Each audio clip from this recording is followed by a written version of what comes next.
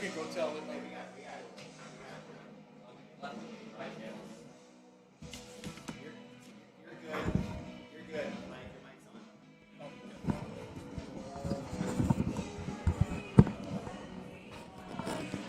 Let's go through the starting lineups for today's game. First for Indiana Wesleyan. Leading off is the catcher, number 3, Trevor Wojcicki. Batting second is the shortstop, number 24, Carson Bush. Batting third is the left fielder, number 7, Grant Payson. Batting fourth is the DH, number 43, Matthew DeRozalik. Batting fifth is number 25, Mark Snowden in right field. Batting sixth, number 4, Andrew Sinich, number 25. Batting sixth, number 14, the second baseman, Braxton Brosmer. Batting seventh, the first baseman, number 5, Nick Wiley. Batting eighth, number 34, the third baseman, Ben Settinger.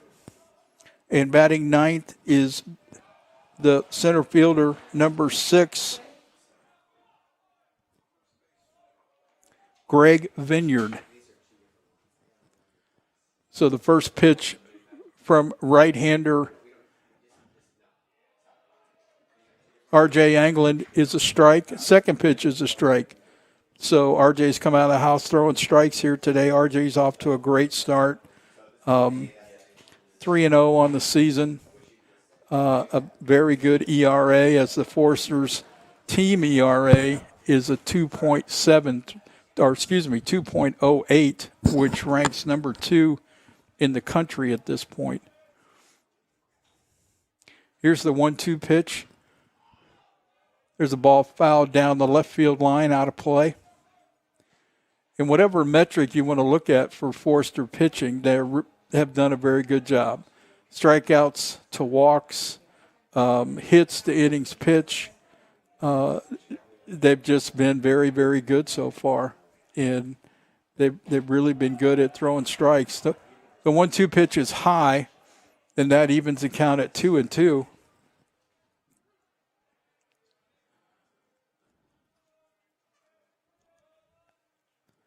2-2 pitch, swung on and fouled off down the right field line. It's a beautiful day here at Forest Glen Park. The sun's out, not a cloud in the sky. Temperature's supposed to be in the mid 50s, and we'll take that every year in the month of February. Here's the 2-2 pitch, swung on, fouled right over by the third base dugout, and that'll keep the count at 2-2.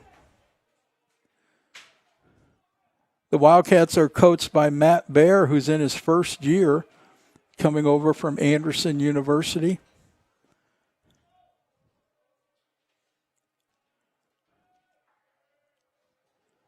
And the 2-2 pitch, ground ball to shortstop. Kaufman Fields throws to first, 1 out.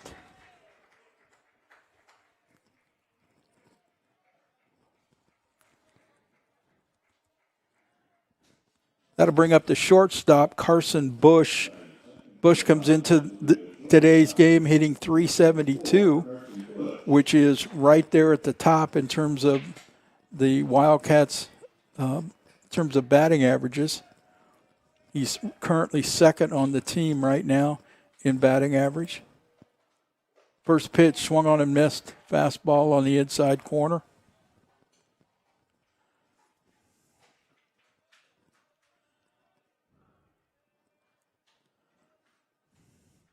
Here's the 0-1 pitch. Fastball away, called strike 2. So Bush is quickly in the hole, 0-2.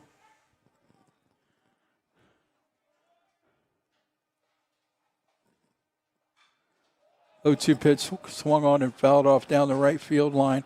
I don't know what the Wesleyan pitcher is going to be like, but when Anglin's on the mound, you better be watching because he's going to get the ball and throw it. He's not going to mess around.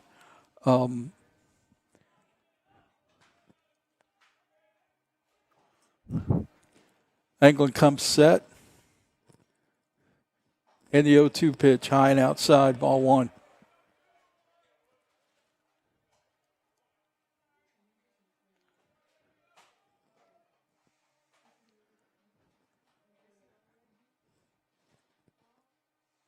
One-two pitch, swung on and missed. Fastball on the inside part of the plate. And that's the second out of the inning.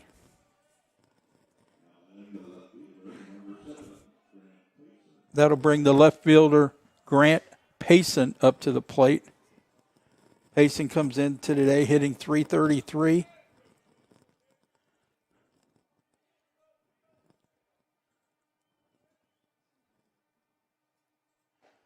First pitch slider away. Called strike one.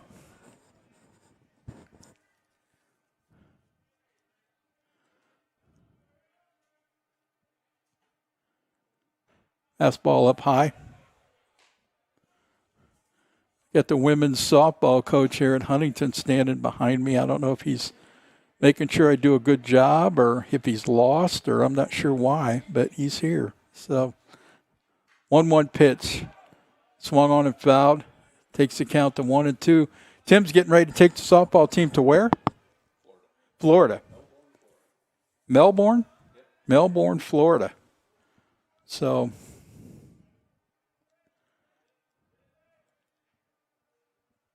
1-2 pitch.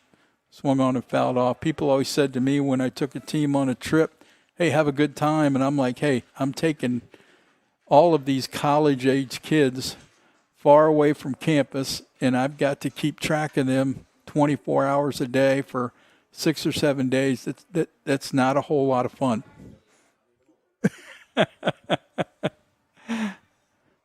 1-2 the count on Payson here in the top of the first inning. 1-2 pitch, swung on and missed. Fastball, threw it by him. And that'll end the top of the first for Indiana Wesleyan. No runs, no hits, nobody left on base. And the Foresters coming up to bat here in the bottom of the first. Let me go over the starting lineup for Huntington at this point. Leading off and playing left field, number 30, Declan Thompson. Batting second, the center fielder, Jace Fowler. Batting third, the catcher, Kiefer Wilson. Batting fourth, the DH, Cam Clarkson. Batting fifth, the first baseman, Zach Pelletier. Batting sixth, the second baseman, Owen Willard. Batting seventh, the right fielder, Tanner Reinhardt. Batting eighth, the shortstop, Braden Kaufman. And batting ninth and playing third base, Cade Flores. And as I mentioned, R.J. Anglin is on the mound for the first game, and R.J. will be in the outfield for games 2, 3, and 4. Has had a great season so far, doing double duty, and has swung the bat well for the Foresters. So we'll look forward to that. Of course, as any professional broadcaster, I drove away and left my Huntington University stats at my house. So we'll have to wait for Preston to get here. Preston's going to join me here in a few minutes, and we'll get those stats to you. So you got me? Look at Tim. I knew there was a reason why Tim was here. So leading off for the Foresters is left fielder Declan Thompson.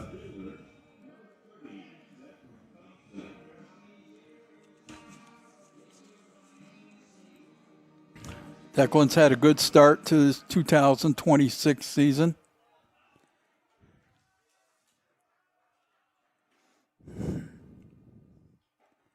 There's a fastball for a strike. 0-1 to count.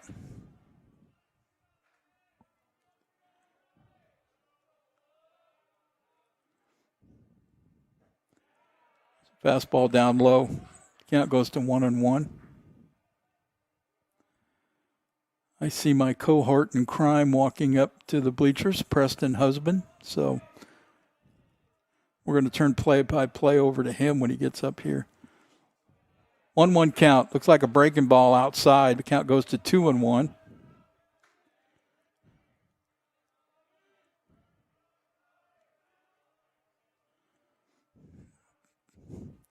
One pitch fouled straight back, and the count goes to 2-2.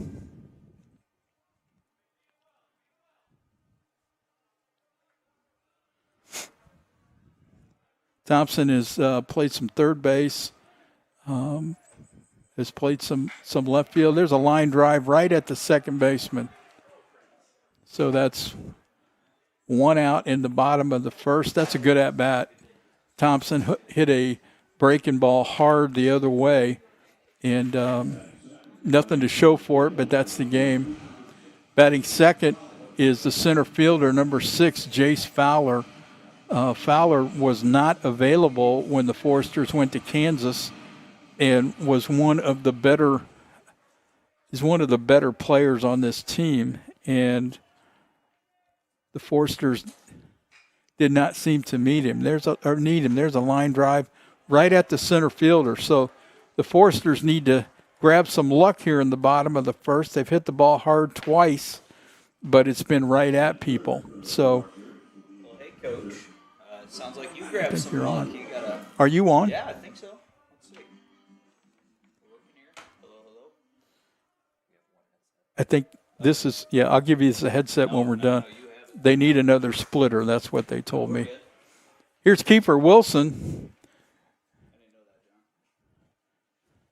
Takes a breaking ball for a strike. Forster's catcher has been really, really solid here this season. There's a line drive into left field. That's a base hit. So 3 guys up, 3 line drives, and that'll bring up Parker off the bench to run for Kiefer.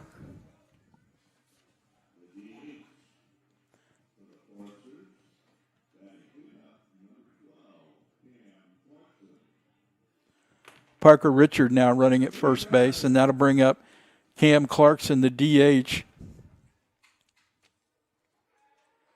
Cam comes in hitting .324.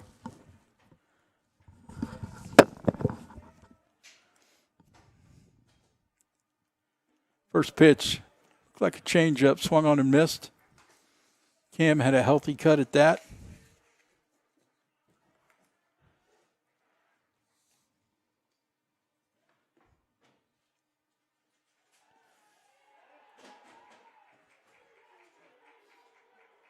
Throw to first. They throw it away at first base. Here comes Parker Richard to third, and he's out. Got a little greedy there on the overthrow, and is thrown out at third base. So we'll go to the top of the second with no score, and I'm going to turn things over to Preston.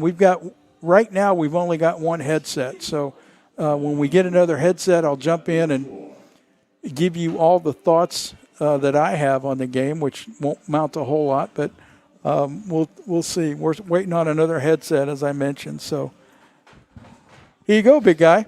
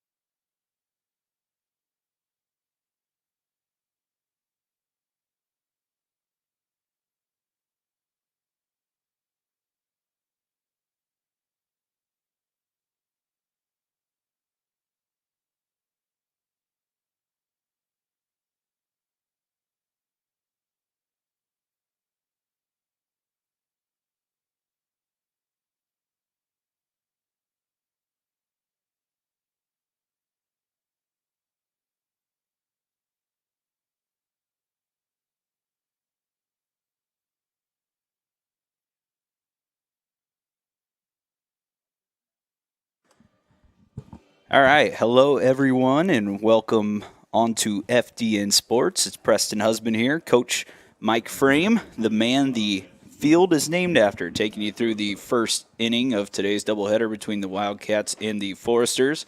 It's the ace, R.J. England, working in his second inning here at Forest Glen Park of the season, having a phenomenal start to the season. It's a swing and a foul back from Matthew Doziak, a strike one for R.J. Dive more into RJ and kind of what he has changed this year as a junior once we get Coach Frame back on the headset. Dive into maybe some things that Huntington has started to do that you'd see at the next level and even the professional level, using some science to get his delivery a little more clean and quick to the plate. No longer has that big high leg kick, and he has made that work so far this year. The 0-2. Up and out of the zone. That makes it 1-2. RJ 3-0 in 3 starts, 18 innings now on the year, a 2.12 ERA coming in. And he has been good at staying in the zone with 26 strikeouts and just 5 walks coming in today's action. And he gets a called strike 3 right on the inside corner. And he's already up to 3 Ks on the day. That one looking. Foresters in their home blacks, and I know Coach already told you it's beautiful weather here for February. Not usually a game you expect to keep on the calendar this time of year. And it's not been weather-related issues for HU, but maybe I guess it has been weather-related. Lightning struck what sounds to be the light pole out in left field, so this series got all flipped around.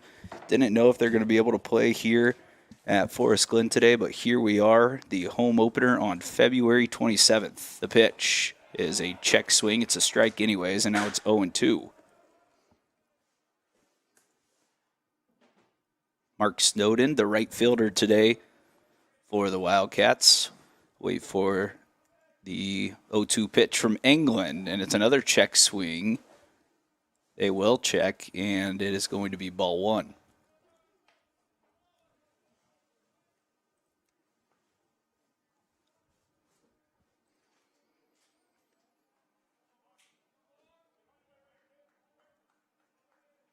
England runs through the signs, sets at the waist, and the 1-2 pitch to Snowden is on its way.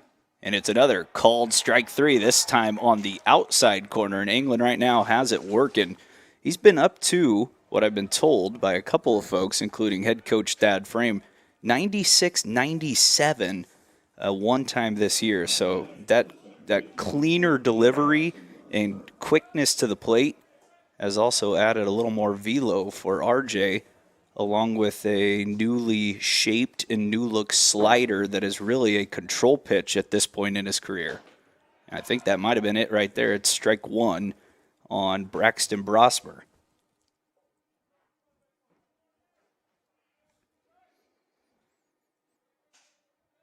RJ has seen 5 hitters. He's got 1 ground out and 4 strikeouts, and now he is 1-1 here on Brosmer.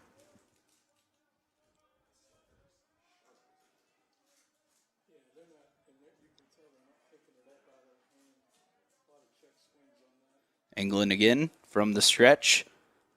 Brings home the 1-1 pitch. It's swung through, a fastball that time. Brosmer a little behind it.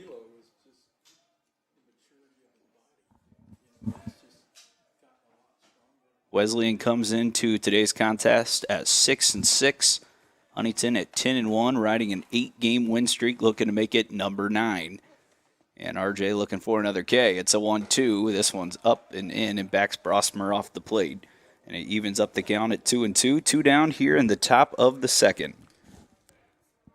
We are working here to get Coach Mike Frame back on the headset. We might just switch every inning or so back and forth until we get that second headset ready to roll. I know you guys don't want to miss out on the Hall of Fame head coach's perspective on the game today.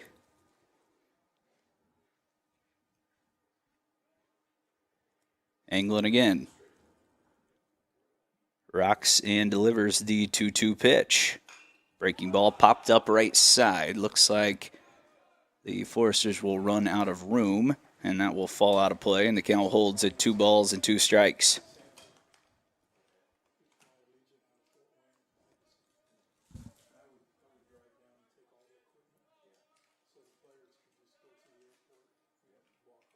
England again. Sets and delivers, looking for 2 perfect innings. This is hit hard, right side, going back on it and going to watch it fly out of play. Opposite field bomb by Braxton Brosmer. As that one gets out quickly, it was Reinertz who was heading back on it. That short porch isn't always a benefit to just lefties. If you're a righty and can poke it that way, that's a good way to send one out of play, and Wesleyan strikes first here today in the top of the second.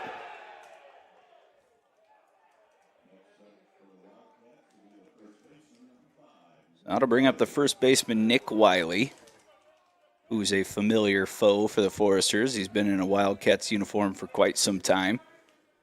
Big first baseman stands in and waits for the righty's pitch. England gets him with a swing and a miss.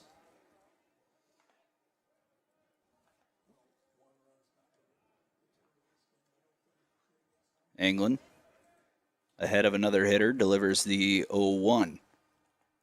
As fouled off the foot of Wiley and makes it 0-2.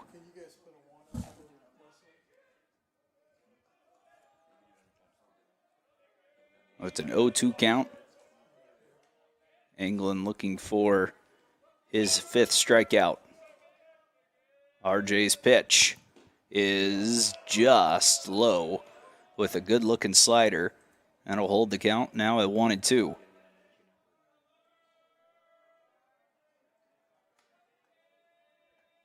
England again, trying to get out of this second inning.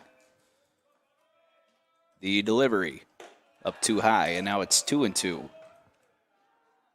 Huntington shifts heavily for Wiley to pull the ball on the ground, pretty much straight up in the outfield.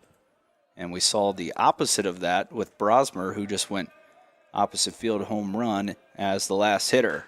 England this time, Wiley drives one left field, back on it again and watching it fly out of play. Back-to-back 2-out, 2-strike homers for the Wildcats as Wiley gets one. And all of a sudden, 2-0 IWU here on FDN Sports in the top of the second. Looked like England was kind of rolling along, and then a couple of hitters in the middle bottom part of the order come up and do a little damage, 6-7. Now it's 2-0 here for England as he tries to work again through this second inning. The pitch is a swing and a miss on a high fastball.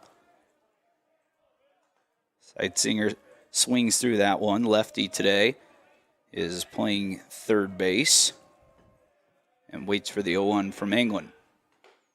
Up high again, and it's 1-1.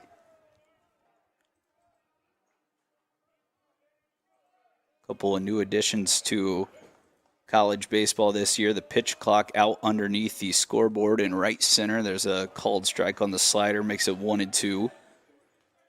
A 20-second pitch clock here at the college level right now, and something that we've seen change the MLB over the last handful of seasons. The pitch is a swing and a miss on a changeup.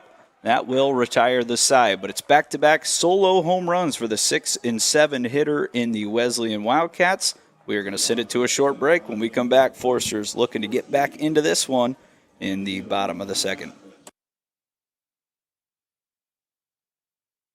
Foresters coming to the plate.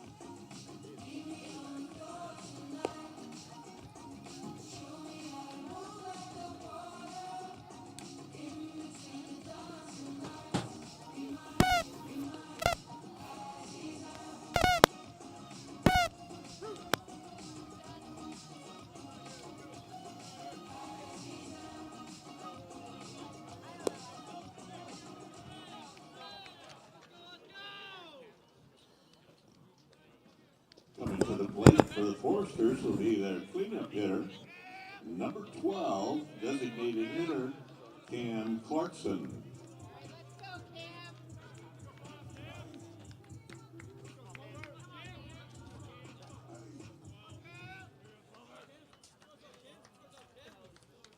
Bottom of the second inning.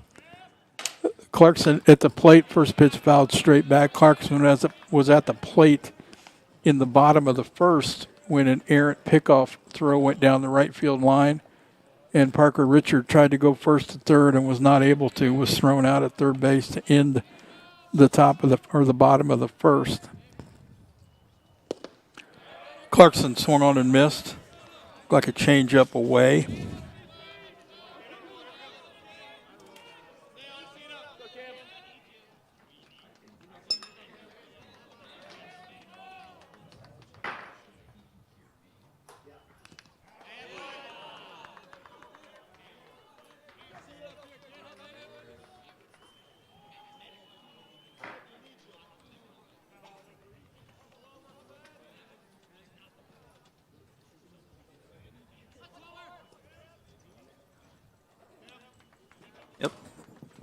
All right, Coach, I think we've got this all sorted out. Can you hear me on your headset? I can hear you, Okay, yeah. I think we're ready to roll. All right. Hey, we're good. Bottom Okay. of the second. Nobody touch anything, okay?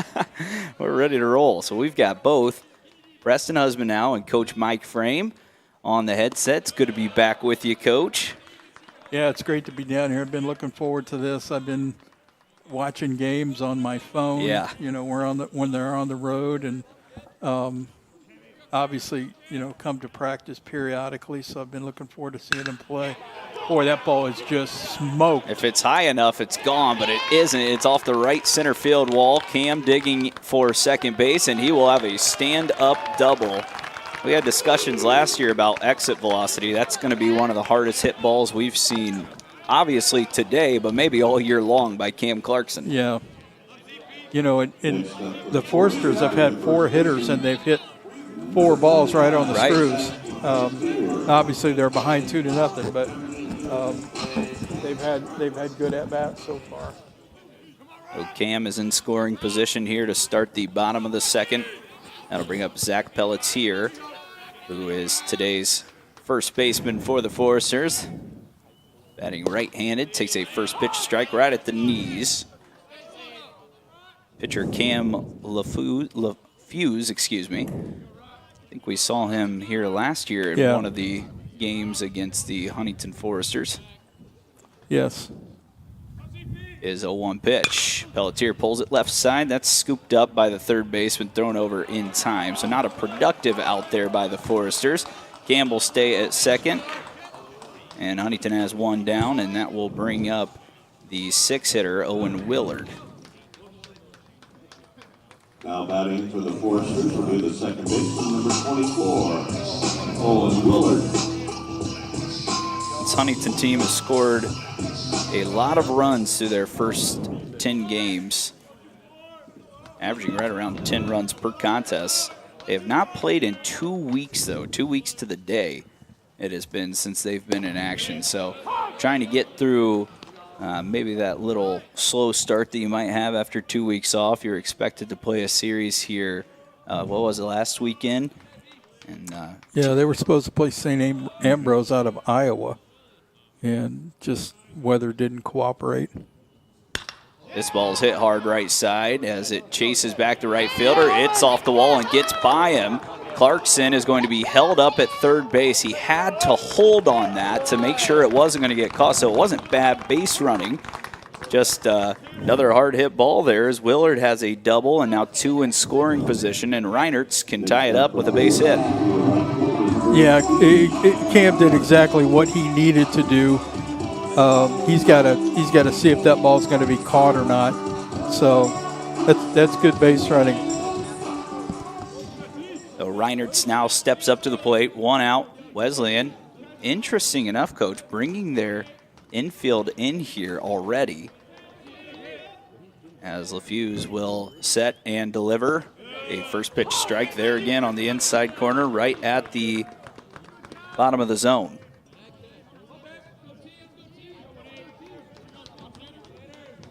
Yeah, especially in a 9-inning game, it's a little bit interesting. Right now it's 0-2 on Reinertz. Yeah, the thinking of that, maybe in a 7-inning game, but you are up 2-0. I think you'd rather trade right now the out for the run, but maybe they think RJ might get settled in here. Yeah, it's the great thing about the game is just, there's different ways to play things, and so. Reinertz fouls that out of play, and it stays 0-2. Foresters in the black tops with the white pants here today.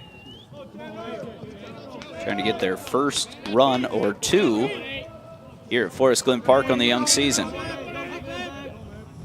LaFuse sets at the belt and delivers. And it's just high. Good take there by Reinertz, as the count is now 1 ball and 2 strikes.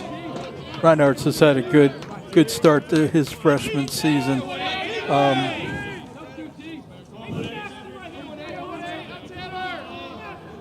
LaFuse with the pitch. It's hit hard right center field. That is going to tie up the game, and Reinertz can run for a while. He's on to second. It's picked up at the wall. He'll slam on the brakes, and the freshman continues hitting for the Foresters. He's tied us up 2-2, and Huntington just keeps hitting the ball hard, Coach, and a lot of them going the other way. Yeah, there are just no easy outs in this lineup. And, I mean, Indiana West is the same way. They scored 2 runs on back-to-back home runs from their 6 and 7 hitters. And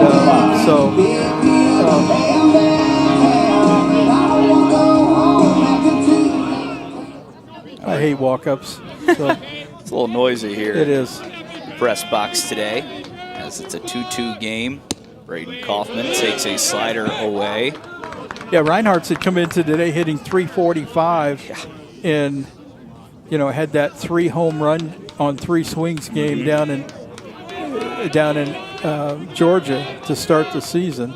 So the pitch is another breaking ball that falls in there for a strike. Seems like LaFuse is going to that early in the counts. And the fastballs that he has delivered, Huntington's been right on.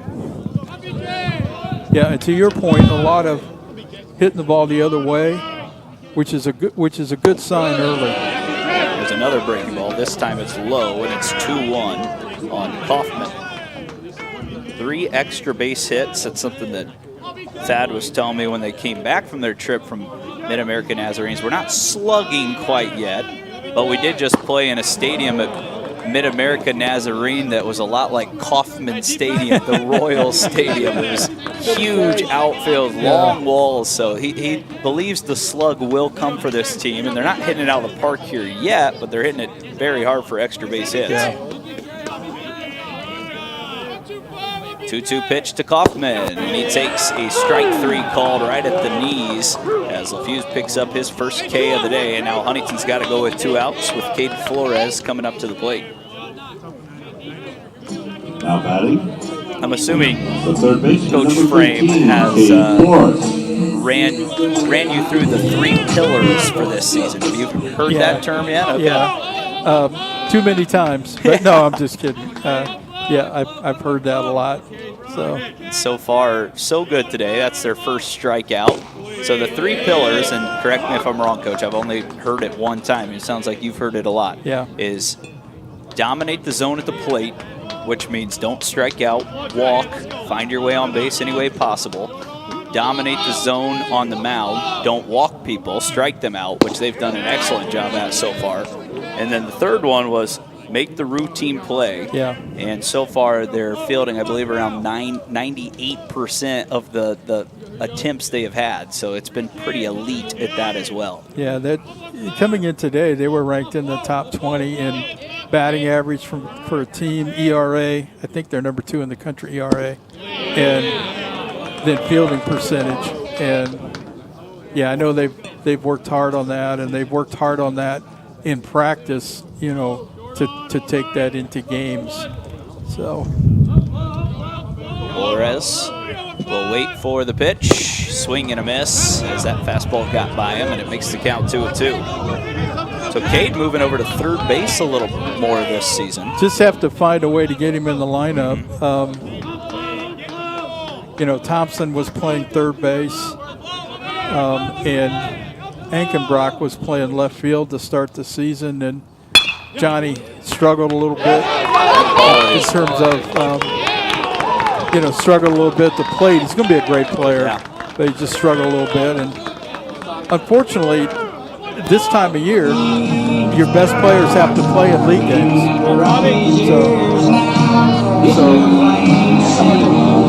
That'll flip the order for the Foresters as Declan Thompson will come up. It's a 2-2 game. Huntington has runners on the corners with 2 outs. Declan, a big part of this team's success so far this season, hitting right at the top of the order. He takes that first one down and blocked nicely behind the plate. Flores had another good at-bat, hit the ball hard with 2 strikes. I think they'll give that a single, and I think that I think that's an okay ruling. That ball is probably knuckling off the bat of the left-handed hitter. So it's a hit for Flores as Huntington keeps racking up the base hits, and that slider is away from Thompson, and now he's in the driver's seat, a 2-0 count.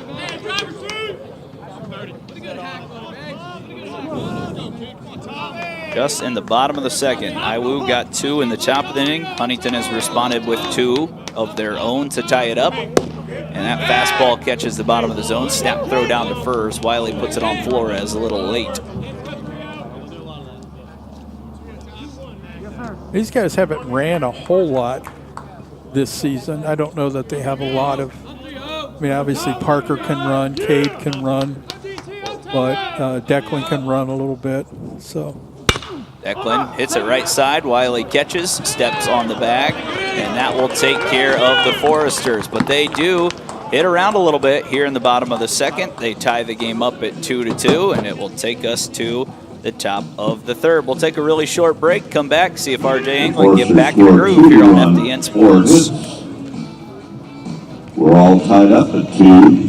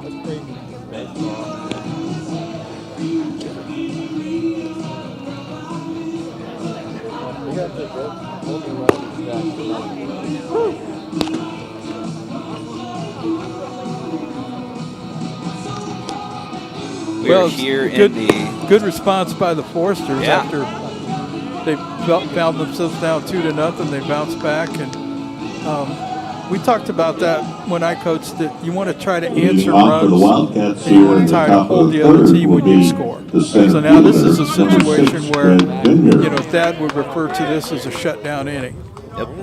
So we'll see what happens.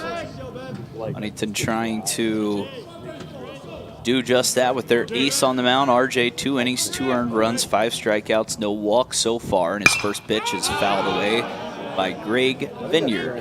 Lefty swinging it. Batting down in the 9th spot today, center fielder for the Wildcats.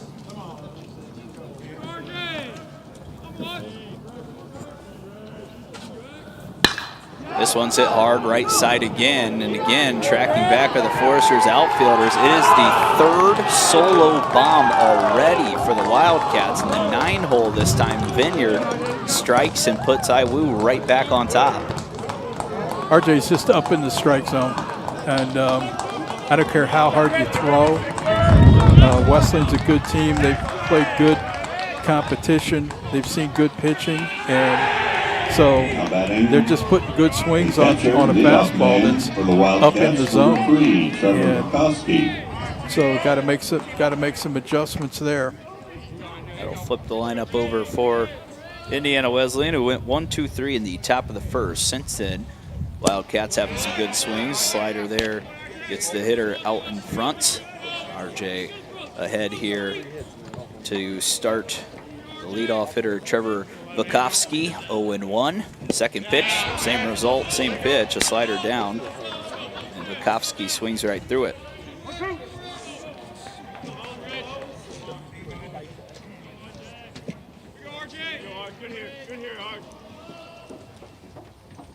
RJ rocks and fires. That's a third consecutive slider, this time out of the zone. Makes the count 1-2. Sometimes you're amped up and you feel like I've got a really good fastball. I can just throw it by him, and it doesn't work that way. That's against good teams. And 1-2 pitch. Foul away. Count holds at 1-2. RJ sitting at right around 48 pitches on the day. He's been much better this year, and that's something that Coach Frame talked about a couple weeks ago. Keeping his pitch count down is so crucial for him. He's done a really nice job at that, as that slider just misses the inside corner. Evens up the count, 2-2.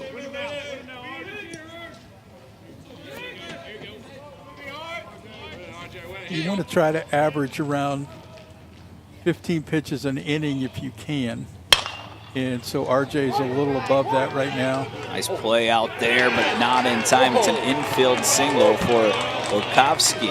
Back-to-back hits for Indiana Wesleyan to start the top of the third. Good effort out there at second base by Willard. Just not a whole lot you can do with that one, and that'll flip it over to the two-hitter Bush Now for the batting, Wildcats. the shortstop, number 24, Carson Bush.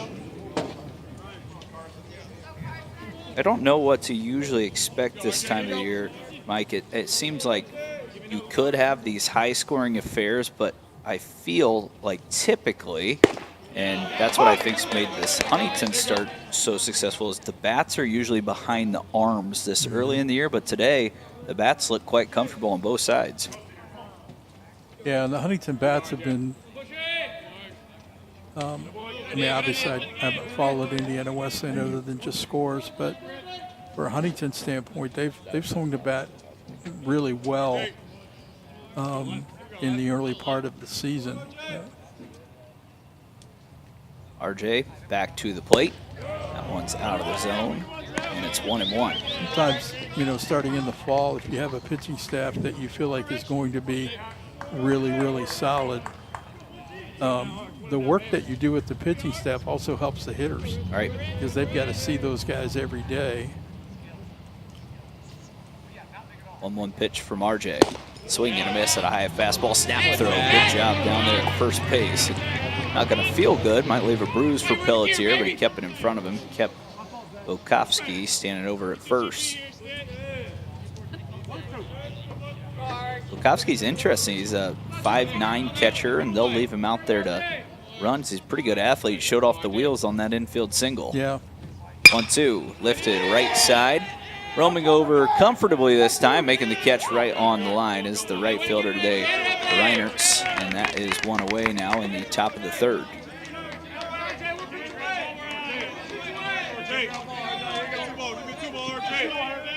One down. Top of the third here. We've got our replay going here now, as you can take a look at Reinertz working over right at the foul line and making the grab. Nice job by our crew picking that up. I tell you, you're getting old when both coaches here you recruited to play here. Obviously recruited that, and Right. Matt Baer from Indiana Wesleyan recruited him in high school. And he's in his first season with the Yeah, Wildcats, yeah, which you yeah. talked about. He Right was at at the start. Anderson, Yeah. and really got the job kind of late. So Kind of been Certainly. a revolving door over there a little bit with IWU coaches a little bit. bouncing around. A little bit. Wish him nothing but the best. He's a solid guy, and will do a good job. Cares about his kids. And, There, RJ. wish him the best, just not when he's playing Huntington. So far, he's got a 1-run lead here in the 3rd inning. RJ's slider again falls in for a strike. No such thing as a fastball count anymore, as that was 2-0 on the No, you're right. 3-hole hitter. RJ, here we go. The pitch off and running from first base. The throw from the catcher right on the money, showing off the gun. As cutting down the runner, Kiefer Wilson put a perfect strike to Owen Willard, who delivers the tag, and now 2 down. And one pitch away from getting out of the inning. So, And that was perfect. You see the tag there by Willard. Wilson has been fun to watch back there, and at the plate, we've already seen him collect a hit. England makes the count 3-2. He's trying to stay away from that first I thought ball. the count was 2-2. My fault. It was 3-1, wasn't it? Yep.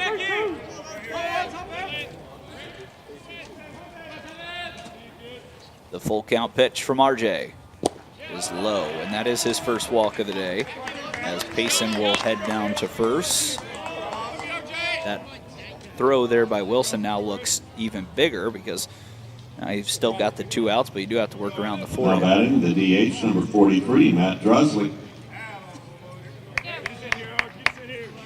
You know, Kiefer came to the program late.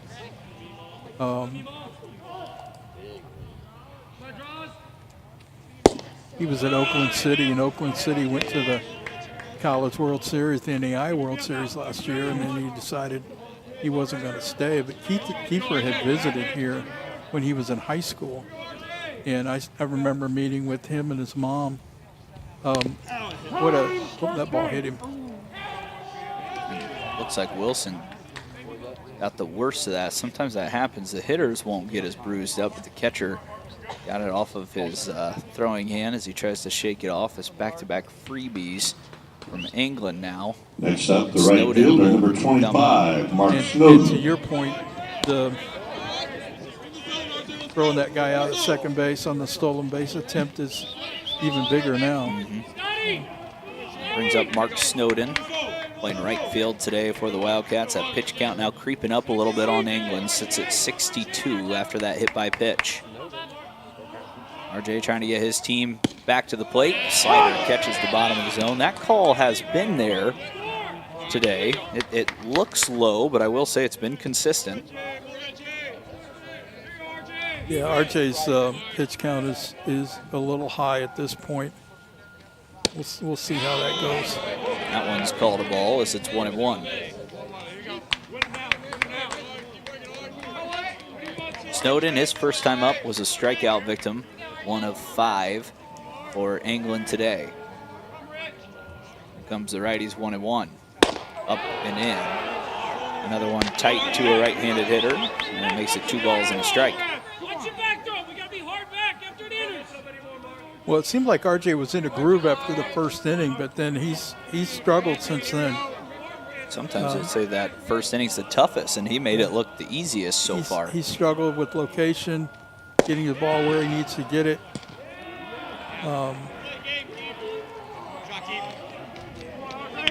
Now we're 3-1. Going to have to throw a strike here. Got Snowden the first time with that strikeout. He's had runners on base here for the last 2 innings, trying to keep it just a 1-run game. And it is a strike. The runners will be off and running with this 3-2 delivery. Seems like a big pitch early in this game. Yeah, I would say so, yeah, at this point in the game.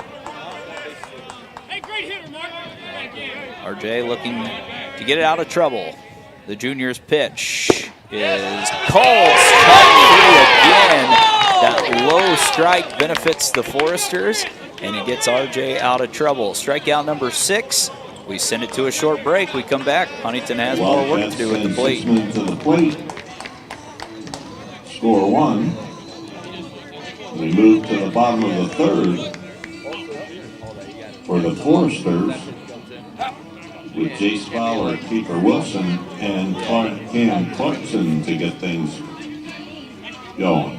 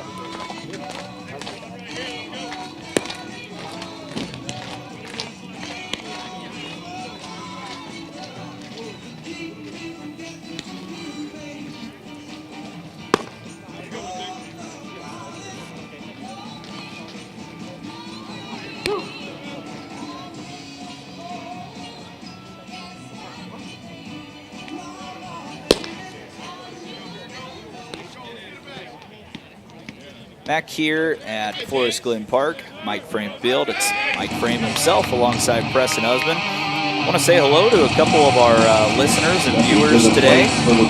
Joseph tuning in. He liked that homer for the Wildcats from Braxton Brosmer just a little bit ago. Amy Stoller watching from Florida. That's my sister. I figured. I thought I remembered that name. LaFuse back to work. First pitch swinging. Ground ball up the middle. Nice stop by the second baseman. Throw over in time to first, and that retires Fowler. A little bit of defense being played by Indiana Wesleyan today. The balls in play have been hit hard by the Foresters, and when they've got to the outfield or the open spots, they've fallen in, but that time couldn't get past Brosmer.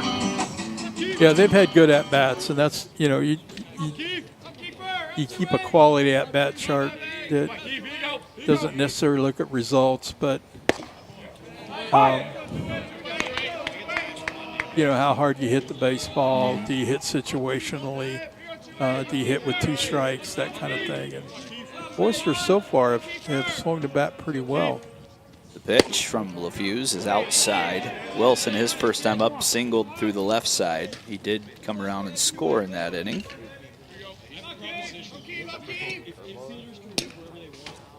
Sorry, he did not. That was the first inning. Yeah, that's when Parker got thrown out at third. Thinking the wrong inning there as he grounds this one to the left side.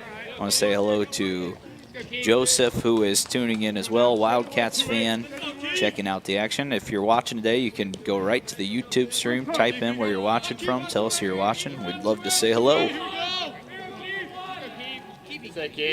LaFuse looking for strikeout number 2 on the day. Wilson keeps the count alive. Talked about Wilson being really good at the plate, excellent as the catcher. Huntington has needed someone, I think, to really grab a hold of that catcher position, and it looks like Wilson might be winning that job over, as that one's called strike 3, and that's 2 down here in the third. That throw on the defensive side that last half inning was extremely impressive, Coach. Well, Huntington was not recruiting each other, and the Keeper came to them late in the summer. 12, And Clarkson. because Huntington, they returned Zach Pelletier, who was all league last year. They had recruited Johnny Ankenbrock from Homestead High School, who was one of the top 50 players in the state, and they felt like they were pretty solid there, but Kiefer came in and just won that job in the fall, both offensively and defensively. That allows you to put Zach at first base. I think that's probably going to be his position moving forward. And the other guy that came to them late was Owen Willard. Right. Owen's dad played for me here, and we had recruited Owen in high school, but he wanted to play Division I, so he went to Purdue Fort Wayne, and they canceled their program. And so he ended up here, and once again, he's not somebody that they thought, not somebody that was on their radar the 1st of August, but it worked out for him to be here. And so, but those 2 guys have made a big impact on things. Clarkson shoots this one left side, and Cam back-to-back at bats, has back-to-back doubles as that one rolls underneath the fencing out there. Cam will stay out on second. He's gone to right center field and now left center field, and 2 extra base hits for the big DH today for the Foresters. All fall, he's really worked hard to hit the ball, stay inside the baseball, hit the ball in left field, and he's had several hits already this spring to left field, left center field. But as we saw, his first time up, he can turn on a baseball too. Sure can. So Pelletier up now, 0 for 1 on the day. The pitch is down in the dirt and a good block again by Volkovsky behind home plate.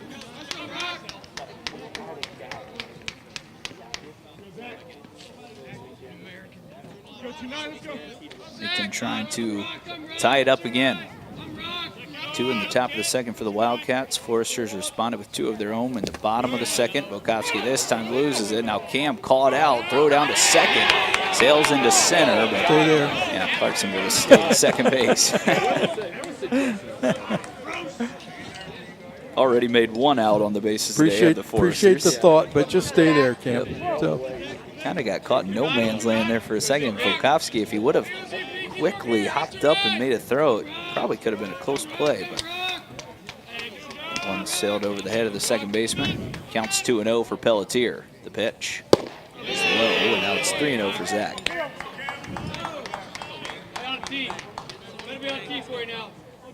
Owen Willard, who doubled and scored in the last inning, waits on deck.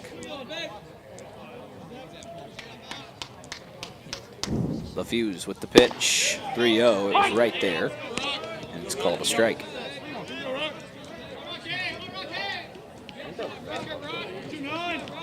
Zach did a good job taking that pitch. He knew he was going to take it, but he tracked the ball all the way to the catcher, acted like he was going to hit, which is good. That was a breaking ball in a 3-1 count that falls in to make it 3-2. His last time up, Pelletier grounded out to the third baseman. This time he's trying to drive in the tying run. I would say if I was a hitter, I would like to have that pitch. That seemed high and inside to me.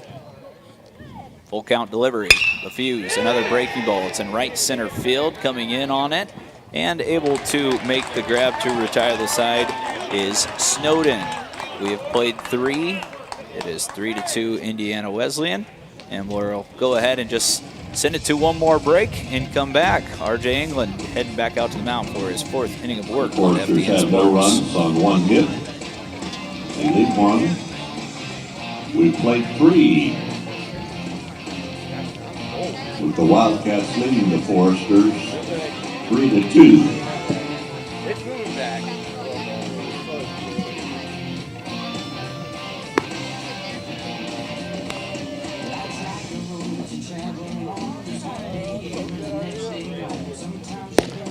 Get ready for a slam.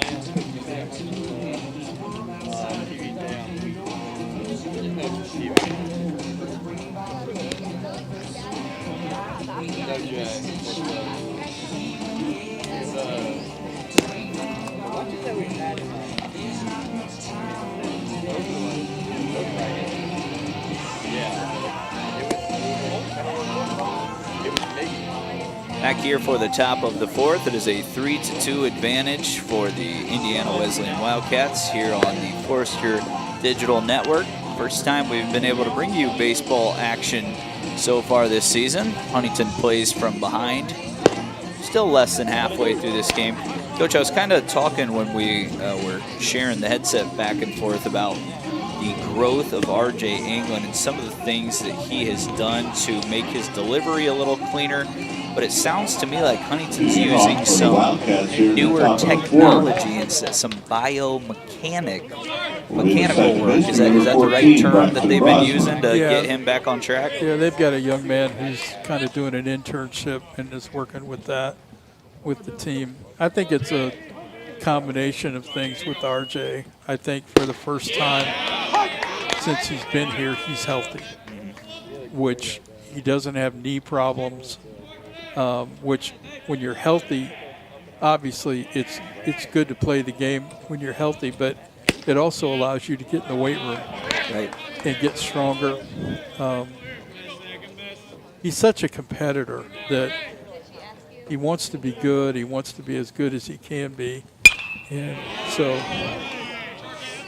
But Mike's done a good job, and I think this pitching staff so far this year, it's been. Hey, if you want to pitch, then you throw the ball over the plate. Right. If you're not going to do that, then we have other guys that can come in and pitch. And so there's some guys in the bullpen that kind of waiting an opportunity. But once again, if you're not going to throw strikes, Batting the first baseman, number 5, Nick Wiley. Another strikeout there for RJ, his 7th on the day, up to 72 pitches. Could use a quick inning here. Maybe give him 2 more or so. Wiley fouls the first pitch back. Wiley his first time up. I remember an Nick RBI when he was a hit. freshman. He played on that when we hosted the league tournament. That controversial call in center field, if you remember that. Oh, yeah. Nick was on that team. I do remember that, unfortunately. As England gets him to wave at a pitch, Wiley homered his first time up. Yes, the call heard around the world, it felt like, for a while. Yeah, I can laugh about it now, but I Yeah. couldn't at the time. I don't blame you. RJ, 3 1/3 so far, 3 earned, 7 Ks, 1 walk. Defense behind him. Flores, Kaufman, Willard, Pelletier across the infield. It's Wilson doing the catching. Thompson, Fowler, and Reinertz in the outfield. Pitch is a high slider called strike 3, and RJ's got 8 strikeouts now. That time he got Wiley looking. I think Nick, when he first came to Wesleyan, I might be wrong, but it seemed like he played third base. Yeah, I think I Yeah. recall that a Now, little bit. now playing first base. The third baseman, number 34. Well, he's a good player. Ben He's the Seitzlinger. kind of guy that, you know, you want your lineup. You can always find a place for a guy that's got that kind of power.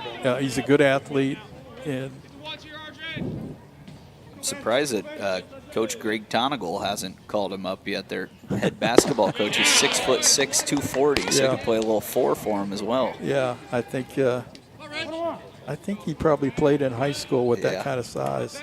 So, Morrisville, Indiana. It's now Seitzlinger who's up now. That pitch from RJ's outside to make the count 2-1. Of course, these two teams will meet at IWU tomorrow, and so will the men's basketball teams. Yeah. Huntington's heading there for the semifinals of the Crossroads League tournament. 2-1 pitch is hit hard again, right center field. Seitzlinger looking for extra bases. It falls down. He's going to try to stretch it out. The throw is not going to be in time there from Fowler, and it's a double for Seitzlinger, who has his first knock of the day. I think RJ's issue with that slider is it's too rounded. It's not sharp all the time, and Now batting the center fielder, number 6. that's a Greg release Vineyard. point issue. That's an arm speed issue. Like that pitch right there, that was not a sharp breaking ball. It just kind of went up there and spun a little bit away, and a good college hitter's going to hit that. Pitch from RJ is that breaking ball again. This one stays up a little high. It's Vineyard who homered his first time up, hitting in the 9 spot. From California, Kentucky, went to Campbell County High School, the 6'1" outfielder. Excuse me, third baseman. Pitch is in there. I'm getting the lefties mixed up. Seitzlinger was the third baseman. Vineyard's the center fielder.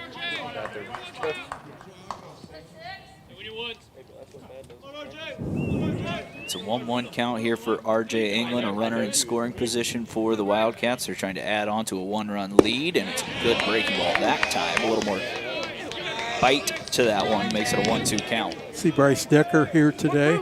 I think he's down there with his dad. Yeah, Haven't seen Bryce for a while. got engaged here not too long ago. Good for him. 1-2 pitch. Swing and a miss. So RJ does escape a mini jam there with 2 outs. He picks up his 9 strikeouts. And we are going to send it to our Wildcats have one half-inning run, break. We're or through excuse 3 me, and a half. one hit. Huntington looking for a run No runs, or a couple when we come one back man left. to FDN Sports. We move to the bottom of the 4th. Owen Willard, Tanner Reinertz, and Braden Kaufman to get things rocking and rolling.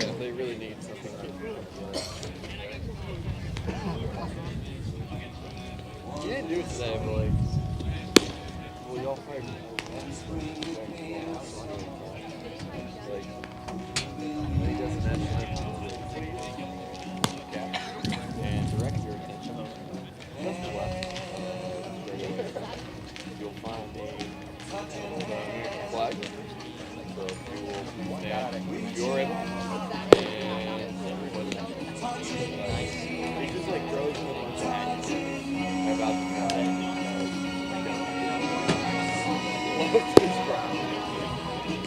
Just left for 3 away. Just in case you couldn't find it. Even though you're looking for it.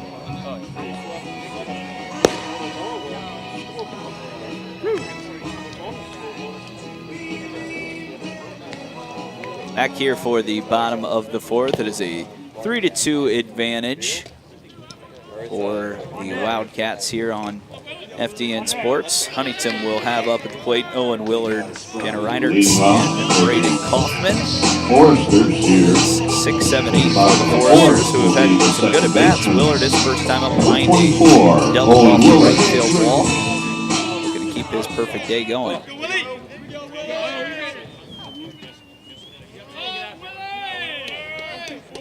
Cam LaFuse, pitch is outside. So the conference tournament this year is at Spring Arbor, right? And then next year's back here. Yeah.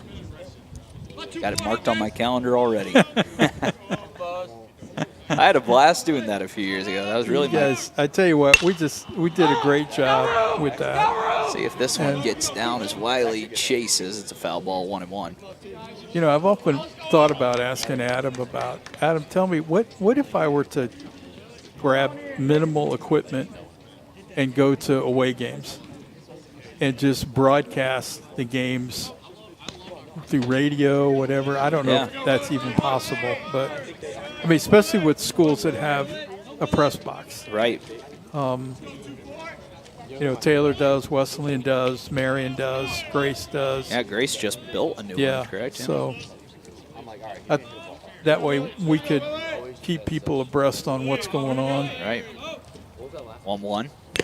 Fouled back. Yeah, there's some schools, we will not say names, that do not provide any commentary at all. I mean, you just watch the game, and they've got maybe a huddle camera that kind of tries to follow the play. But I remember last year in this series, we were texting back and forth. I think the bases were loaded for Indiana Wesleyan, and Huntington was playing, obviously, in the field. And a ball was hit in a one-run game, and you couldn't even see if the ball was caught or not. So we were watching the reactions of the pitchers. Yeah. And it was like a 14-15, like high-scoring 20-plus run game. We were just watching the reactions to see who won. Well, when the team went to Alabama to play Olivet, Nate Perry he did the games on Game Changer, and he put a camera behind home plate, and even that was just great to be able to watch the game and follow the game a little bit. And you know, Owen in high school, Owen Willard was, I've told people this, he's probably one of the top 5 what I would call two-way players I ever saw in high school. Played shortstop, pitched, but he was dominating on both sides of the ball. He was dominating on the mound and dominating as a position guy. Really, really liked him. Got a great story about his dad when we get a chance here. The pitch, Willard softly hits it left side, coming up on it. Bush, the shortstop, on the run, makes the throw in time. Seems as if LaFuse has settled in a little bit here since giving up those 2 runs in the second. He's now retired 3 in a row. Gets one with that ground ball to the left side.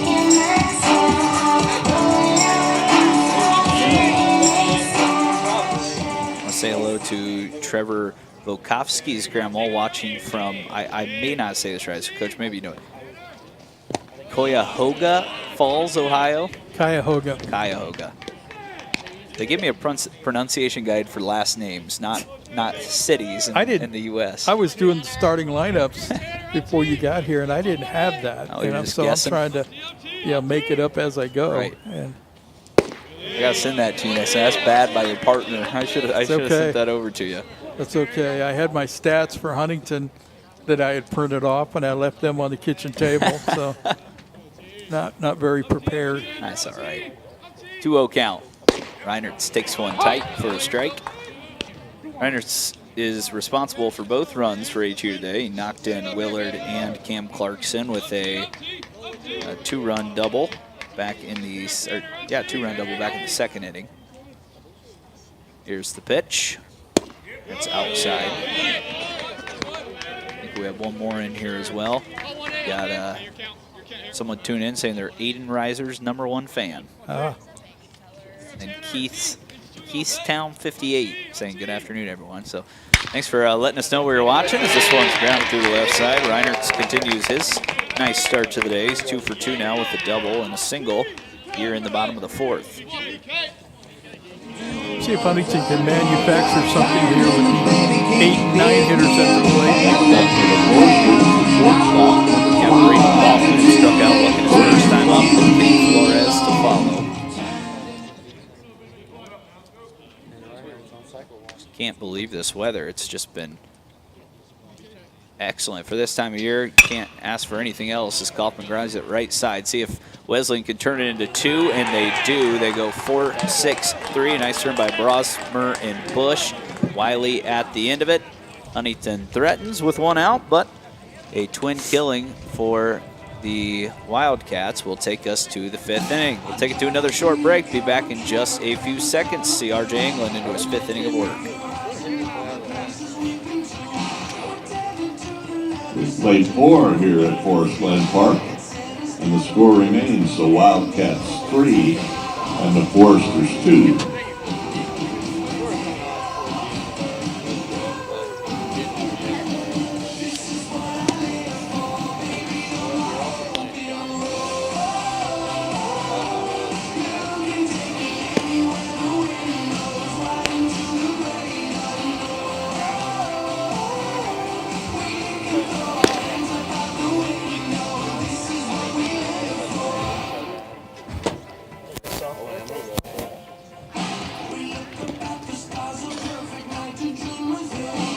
Back here in the top of the 5th, still 3-2, the Indiana Wesleyan Wildcats in front of the Huntington Foresters. Baseball season now. It's Thad Frame, Preston Husband, the rest of our great FDN sports crew are taking some time out of, I think, the start of their spring break. Do I have that right? Oh, next week? It's today, so their spring break starts today.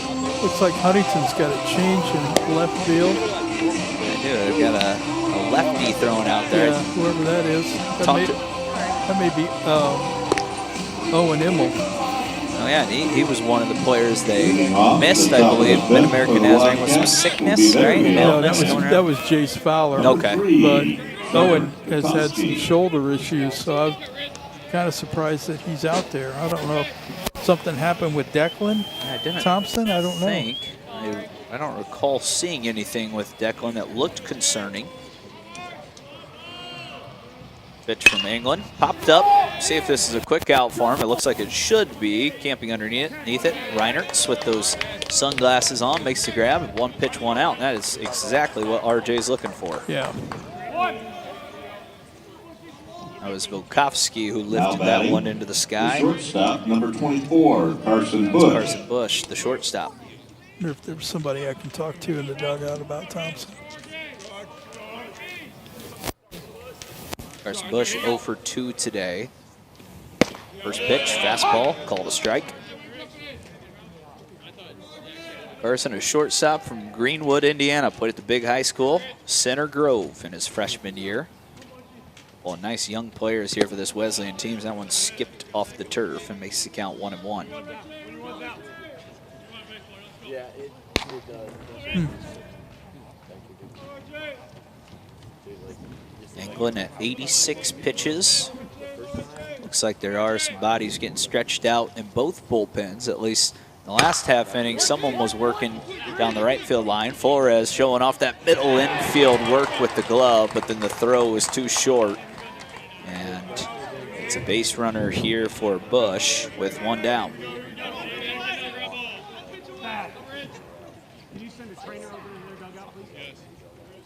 Pelletier, I think even if he would have gloved that, I'm not sure his foot would have remained on the bag. Grant Payson.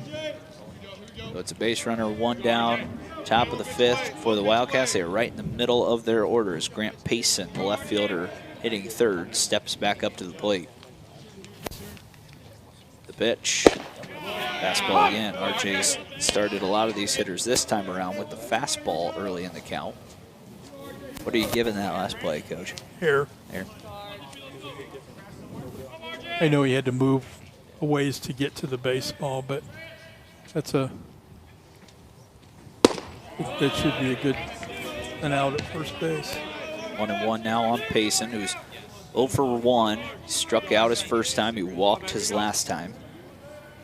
RJ's up to 9 Ks on the day. Those 3 earned runs and just the 1 walk with a hit by pitch. That one way outside. Nice snag behind home plate by Wilson to keep it in front of him. It's a 2-1 count. This may be his last inning. Yep. Certainly, I wouldn't expect him to go more than 6, but this may be it. He's going to be over 100 pitches before this inning's over. 2-1 pitch to Payson. Round to left side. See if the Foresters can return a double play. Perfect throw to second, and may have just saved RJ. 1 more inning, right on cue, Coach. That one goes Flores, Willard, Pelletier. Around the horn, the Foresters go.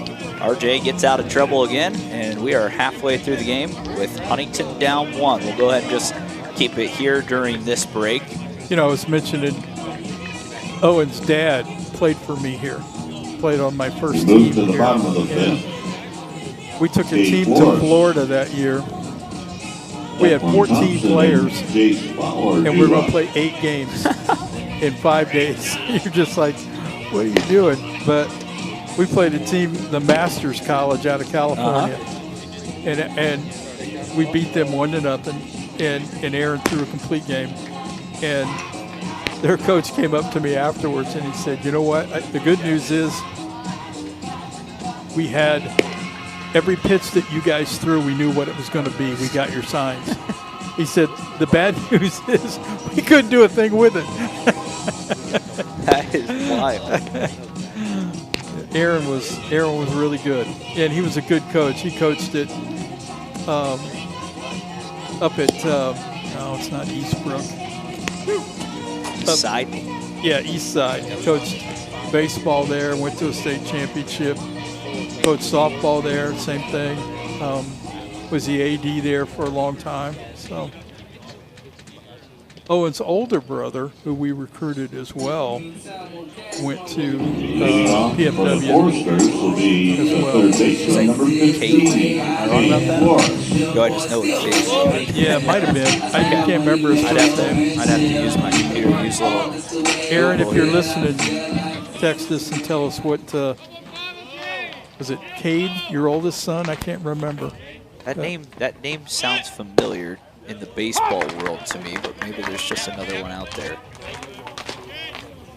This is Flores, who had an infield single his first time up. Actually squared around to show bunt, pulled it back, took strike 1 from LaFuse, who's done a nice job settling in. Really only had that 1 tough inning. Since then, the big righty. Well, I think this around. game's going to be decided by the bullpens. Looks like the lefty down there is getting a little more serious about throwing, and RJ might come out for the 6th, but I think that's probably going to be it. Wiley trying to get it before it goes foul. I think he touched that in fair territory, and they're going to say a foul ball. That was tight. And I think that Jamar is kind of trying to consider having the umpires take a look at this. I don't know if we have introduced the replay system yet to the umpires. Did he tag him? So I think they can come up here and take a look at that. Did he tag him as he went by? No, we never had the ball. Can we show the replay there if we can, crew? So I think he touched the ball when it was still in fair territory, and the ball went off his glove towards the first base dugout. We'll show you here. The home plate umpire definitely called it foul. Called it foul, which it is his call because it's before first base. But I thought it looked fair right away, and they're gonna say it's a fair ball. I think. Yeah. So if we can show that just one more time, I know we can talk you through it. The first baseman touched the baseball. Here it is. He has to touch it in fair territory. It's tight. Yeah. At first I thought he reached out into foul territory, but he really didn't. His glove was still looked like in fair territory. Wow. Yeah. So Huntington gets a break. Good job, crew. Yep. And so I think Coach, I think I said Wilson, but Coach Weaver, excuse me, down at first base may have bought that a little bit for the Foresters as well, because right away he was yelling at Thad Frame, telling him, I think we need to have a discussion on that one. Good job, Tamar. Tamar's going to be a dad coming up. Oh, you know that. Yeah. Going to have have a little boy, he and Sierra. Very cool. Flores. And now Immel. That one is foul for sure, as Wiley tried to get to it. So this is Owen Immel replacing Thompson. We saw him in the last half inning out in the outfield. So now Owen at the plate. That's interesting because Thompson's their leading hitter, hitting over 400. And so. Lafuse goes over. Flores scampers back. Trying to figure out who I can text in that dugout without bothering them.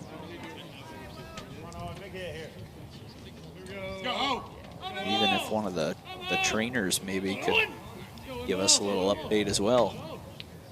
The pitch is right in there for a called strike on Immel. It's 1-2. Go, Immel. Hey, sit to the plan now.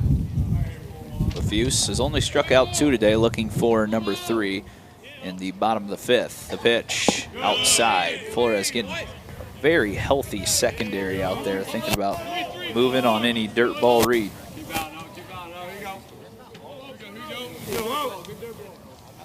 Hey, here we go, Immel. Come on, man. 2-2. Lafuse.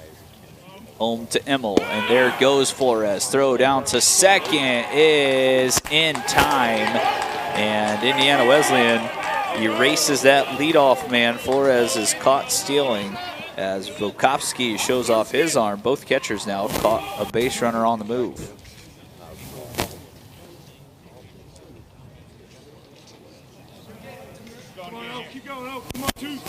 It's a full count here on Immel. Lafuse with the pitch. Fouled straight back by Owen. It's 2 base runners now. Huntington is lost due to outs. Saw Richards back in the first, third base. This time it's Flores at second on the caught stealing. 3-2 pitch. Immel just takes inside. Thought the count was already 3-2, but I guess it is now 3-2. Lefty Immel waits. 6'5" righty. Lafuse brings the pitch. Immel again fouls it away, this time off to the left side. Hey, keep fine, no. We want to say hello as well to R.J. England's father, Jay. He's watching from, I believe, one of his boats today. He does boat tours. That's what R.J.'s mom told me. So I had to say hello. And now it is a walk for Immel. He was able to get here.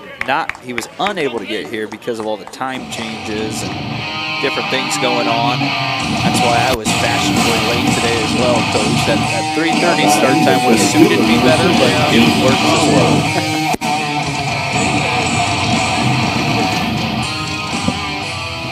Got Jace Fowler now stepping up to the plate. He's 0 for 2 today.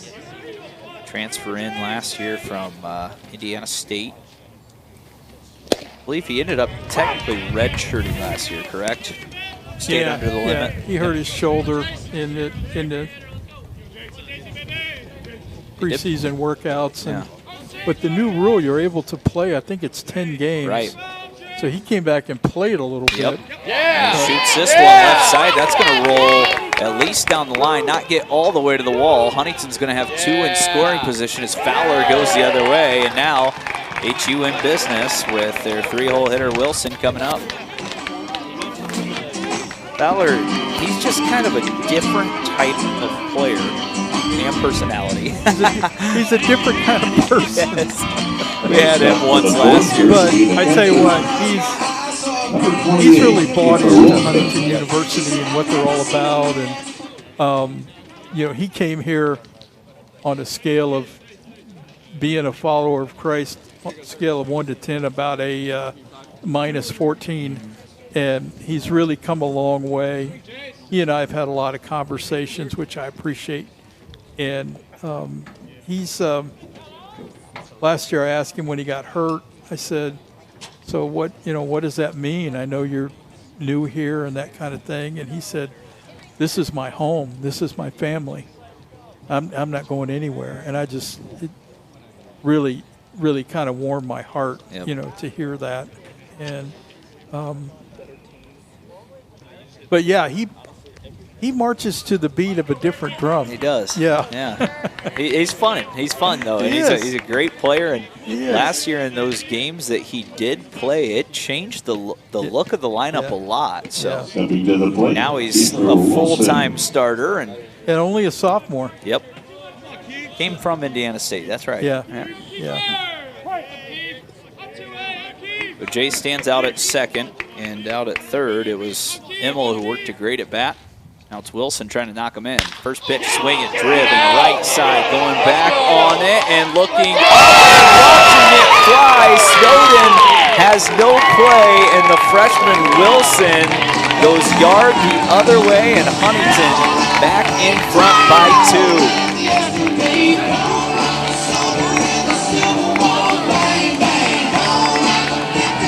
About him coming in and winning the job. He's now winning the hearts of the Forester fans. He's actually a senior. I kind of messed that one up there, Coach. Well, when you you said he was a freshman, I thought I don't know maybe Preston knows something that I don't know, which would be great. We were hopeful he was. I'm looking at my roster wrong.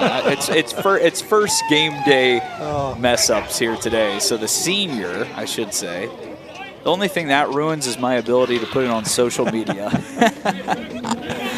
So it looks like we're going to have a pitching change. We're going to take a break. We'll come back and tell you who the new arm is. It's going to be a lefty for the Wildcats. Huntington back in front. A 3-run bomb by Kiefer Wilson as Forester's in front for the first time today.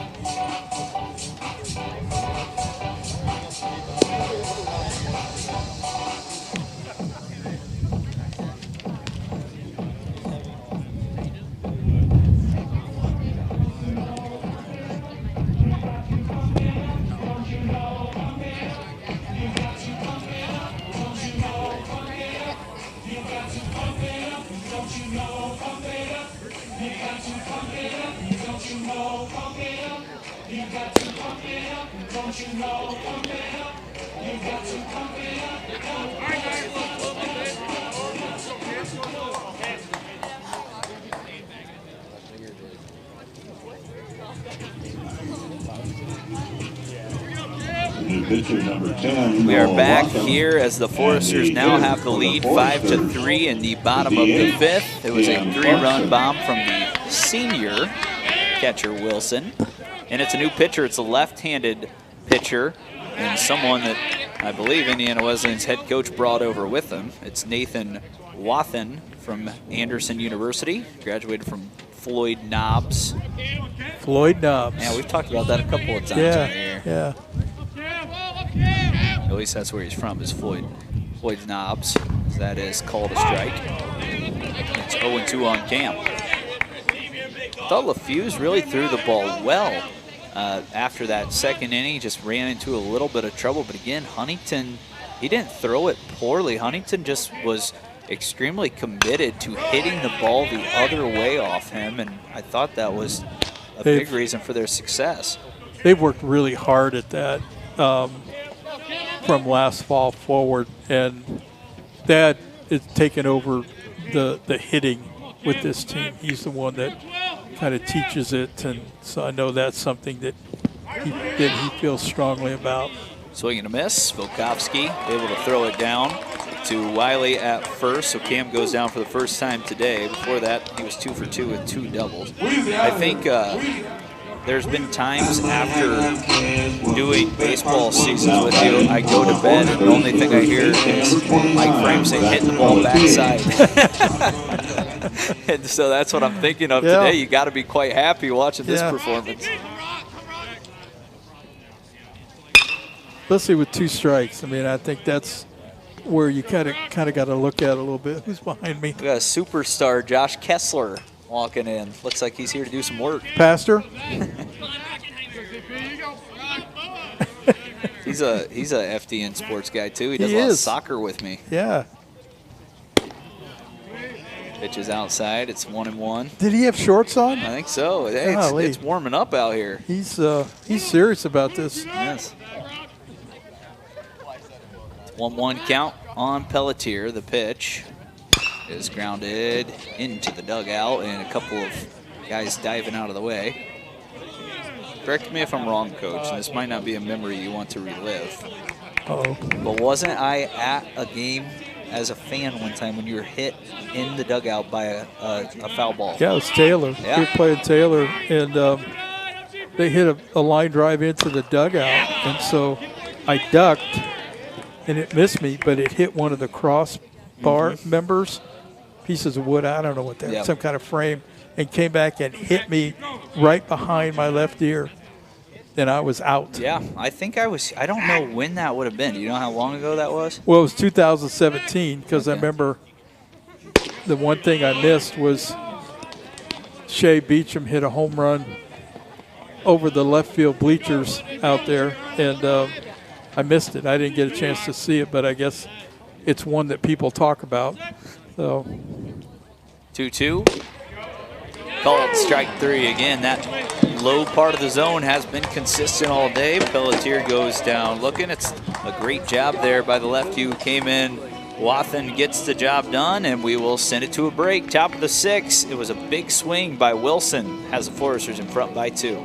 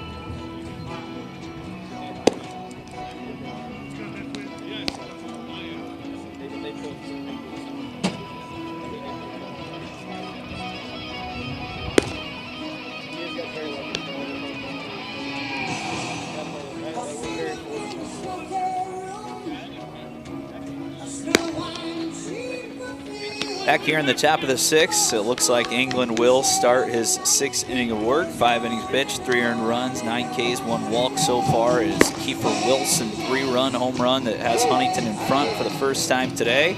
I want to say hello to a former Forester. Hey, how about a couple former Foresters now? We got Mason Meyer tuning in saying hello and saying go Foresters, and Belden Glasgow as well tuning in saying go Foresters. So a couple alumni now checking batting, in. I always love seeing how many baseball alumni are in the Dressler. chat. It's very cool to see them wanting to still watch the program and interact with us here on the air. RJ's first pitch is a swing and a miss. I think it was a called strike. I will tell you, Parker Richards is now in center field for Owen Emmel, and Fowler went to left field. Okay.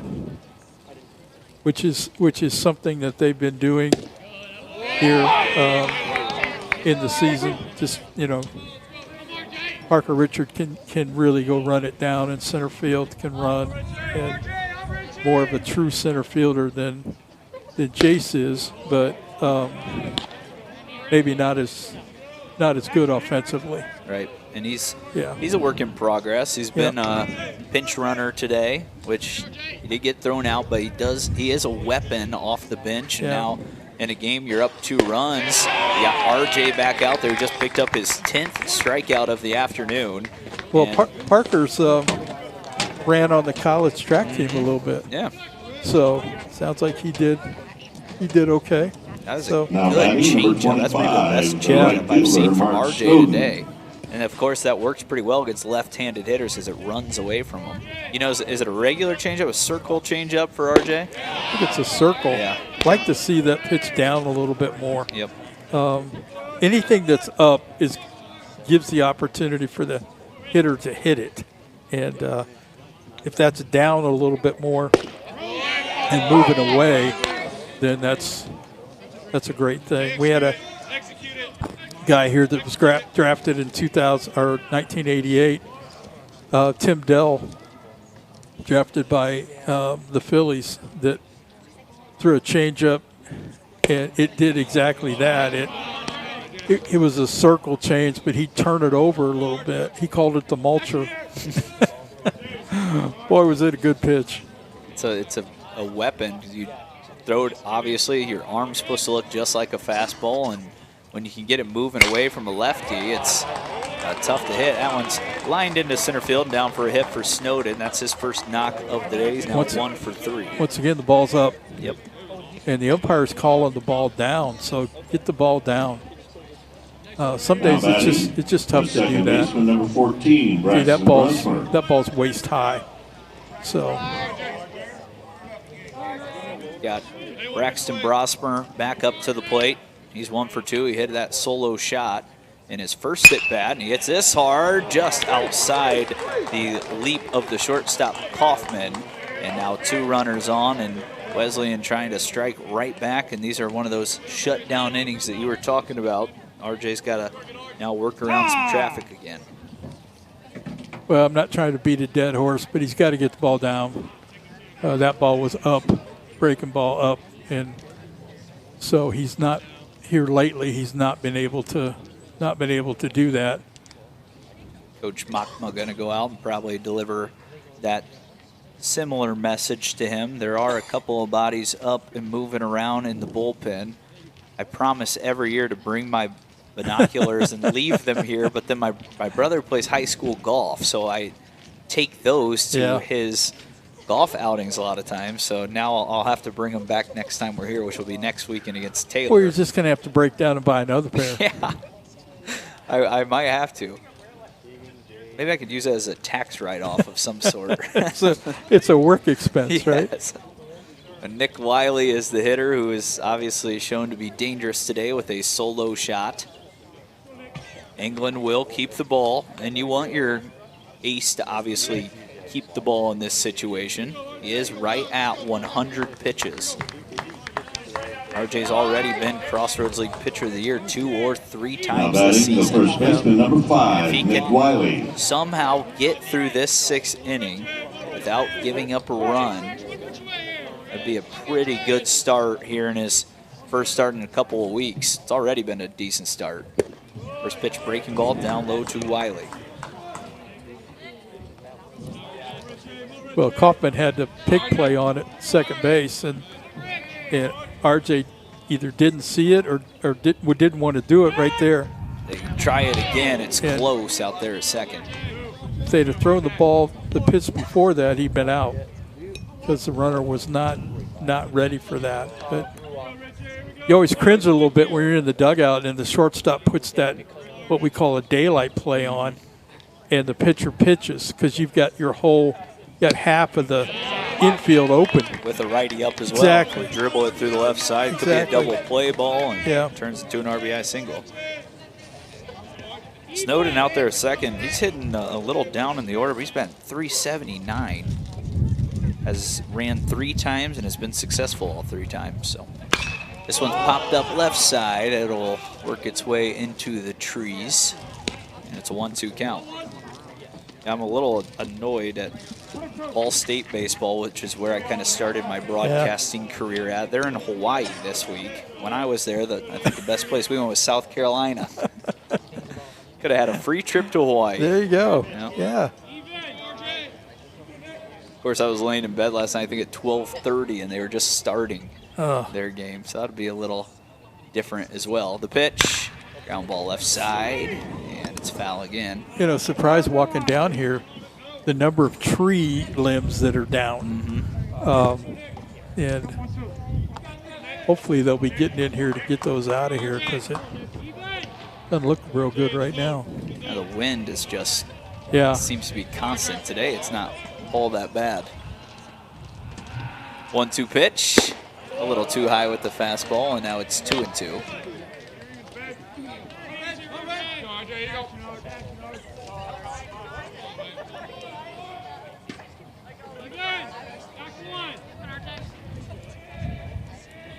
Two pitch on its way from England. Just low, and now it's full. Crucial pitch coming up. Tom Seaver used to say there are 3 or 4 pitches in the course of the game that determine the outcome, and this may be one of them right here. Got Wiley, who's obviously a threat to leave the yard, but just a good hitter in all.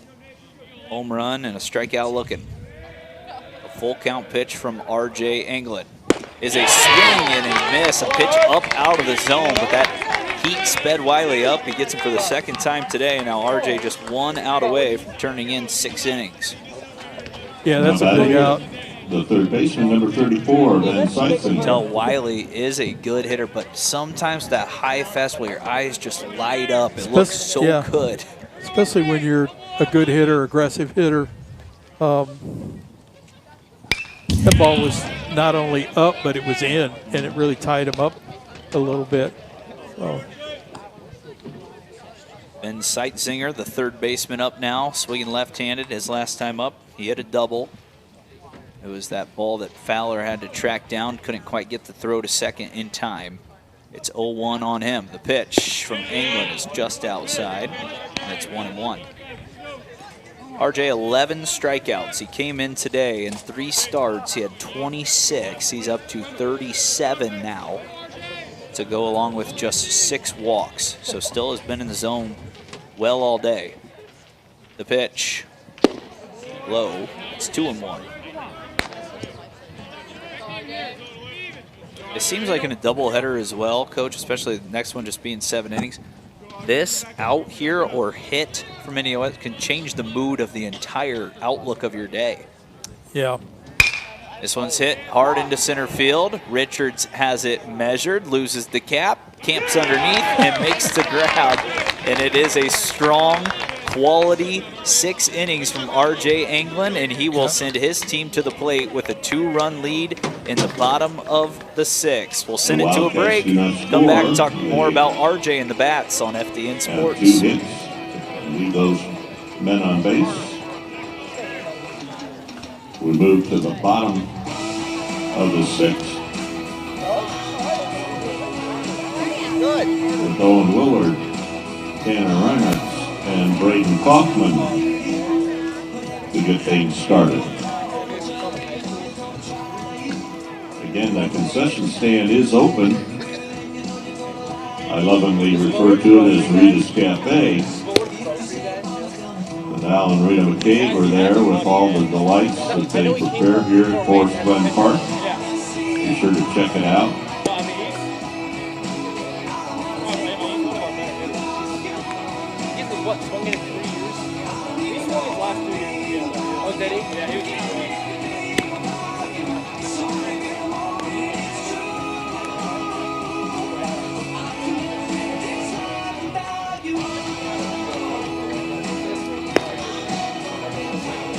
Back here for the bottom of the 6th, Huntington up 5-3. The difference right now is a Kiefer Wilson 3-run homer. And R.J. England, who turns in another good start. Coach, it was not his A game today, but, you know, sometimes you got to work with what you've got. And R.J. turns in a performance that you sit back, it could have looked bad on paper if he didn't find a way to get out of that inning, but 6 innings, 3 earned, 1 walk. He did hit a better 11 strikeouts again for the right. The second baseman, number 24. Well, his location wasn't Owen great. Willard. Something to work on. But one thing about RJ, you know he's going to compete. You know he's going to go out and compete each and every pitch, and he kept his team in the game. I mean, striking out Wiley, that was a big pitch, and then just getting the fly ball to center field. Once again, as you mentioned, not his best stuff, but he gives his team a chance to win. And hit hard left side, right at the shortstop. The freshman Bush scoops it up, throws it over in time. Willard is retired. 1 up, 1 down. Willard now 1 for 3 on the day, and he'll bring up Reinertz, who is 2 for 2 with a double and a single on the afternoon. Now batting the lefty, number 18, Tanner Reinertz.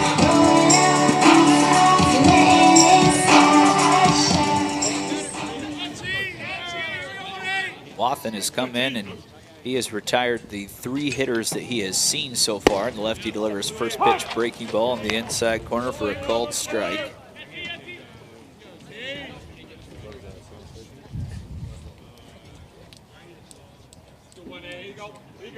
And the pitch.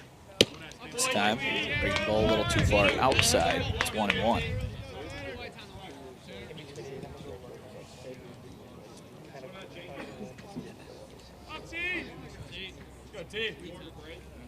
One pitch, fastball all over the outside. Reinertz, does he do a little pitching as well, Coach? well, he's going to. I think he's had some arm issues coming into the fall, and so I think they feel like the ball does not look like it's over the plate.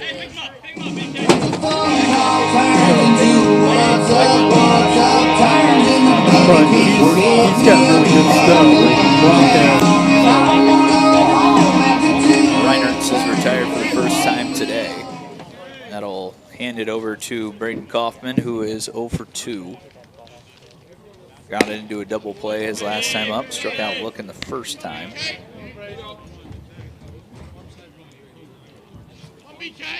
Yeah, Braden's had a decent year. He and Cade Flores, to be honest with you, are battling for playing time at shortstop. Ankenbrock was playing left field to start the season, and he's had some struggles. He's going to be really good. Just making that transition and.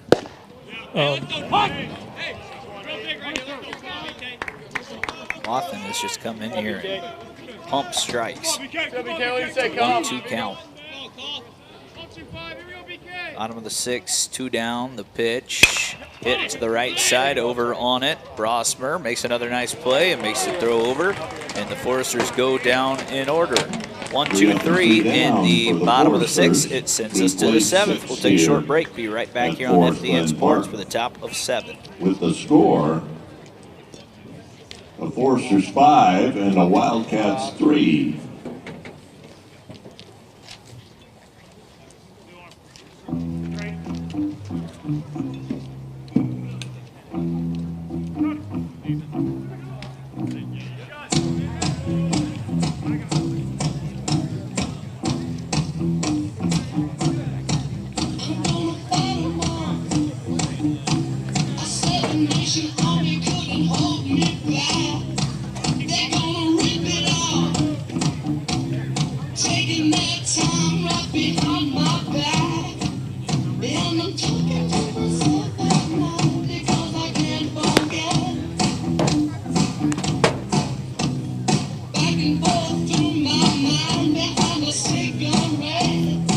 The new pitcher warming up for the Foresters, number 16, Aiden Christie. We are back here for the top of the 7th, and as a new arm, another righty for the Foresters. Coach, take us through the freshman at number 16, Aiden Mashinsky.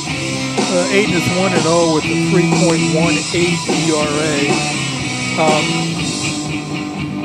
5 2/3 innings pitched. He struck out 10 and walked 1. Really got a live arm. Somebody that had arm surgery coming into the fall, didn't really do a whole lot in the fall as he was rehabbing, and was somebody that was kind of hidden in the recruiting process because of his arm problems. But from what I've seen, I think he's going to be really, really good. He's still building up strength in his arm, and especially as he comes back again next year, and Now batting the center fielder, number 6. he's going to be a solid kid on the mound.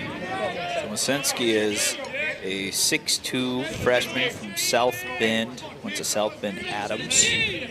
Gonna work from the windup. First time we've seen a Forrester from the windup today. Ground ball right at the shortstop. It ate up Kaufman, and it's gonna skip into center field, and the leadoff man is on here in the top of the 7th. You know, the thing that I've noticed about Indiana Wesleyan, they can hit the fastball. They did it against RJ right there. Aiden's first pitch is a fastball, and the guy got the barrel on it. So we're going to have to go to school on that a little bit. Mosinski now will face Bukovsky. It's an all-time name matchup there. Mosinski's first pitch popped up in the air. Looks like he'll get an easy one, but Sun is playing a factor. Richards coming in, Kaufman going out. Parker calls off the shortstop and makes the grab. He covered a lot of ground. The only thing he needs now is a hat that'll stay on his head. Well, it's not going to, because if you see his hair, you'll know why. So he's working with some flow out there in center field. Richards comes in, makes a catch. That's a tough ball on a day like today. The wind's pushing out that way. Yeah, and the wind's kind of blowing it towards right center field a little bit. Yeah. But again, it's a ball that has to be caught by someone, and that's why you put someone like Parker Richards in center field who can cover all that ground. The pitch. Since he did a good job coming in here and throwing strikes, he has thrown now 3 pitches, 3 strikes. You know, Tanner Reinhardt has really developed into a good outfielder. He came here. They got him picked off at first base. And now Pelletier to the shortstop Kaufman, who's trying to run him down. The catcher behind the plate. The tag is applied, and that is a massive out for the Foresters. Wow. A great job and well executed by the Foresters to get that second out. Yeah.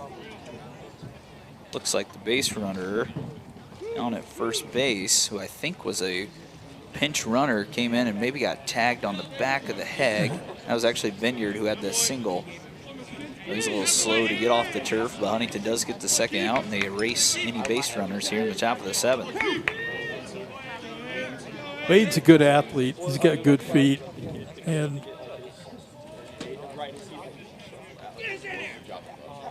Aiden's 0-1. I probably told you this before, but I think the greatest scout of all time, Tony Lucadella, he told me, I'm a young coach, I don't know what I'm doing. And he said, evaluate guys from the waist down, because this game is played from the waist down.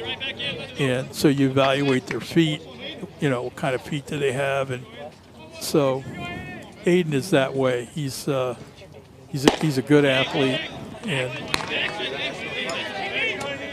he can run it up there a little bit. Looking for a clean top of the 7th inning. Mosinski's pitch.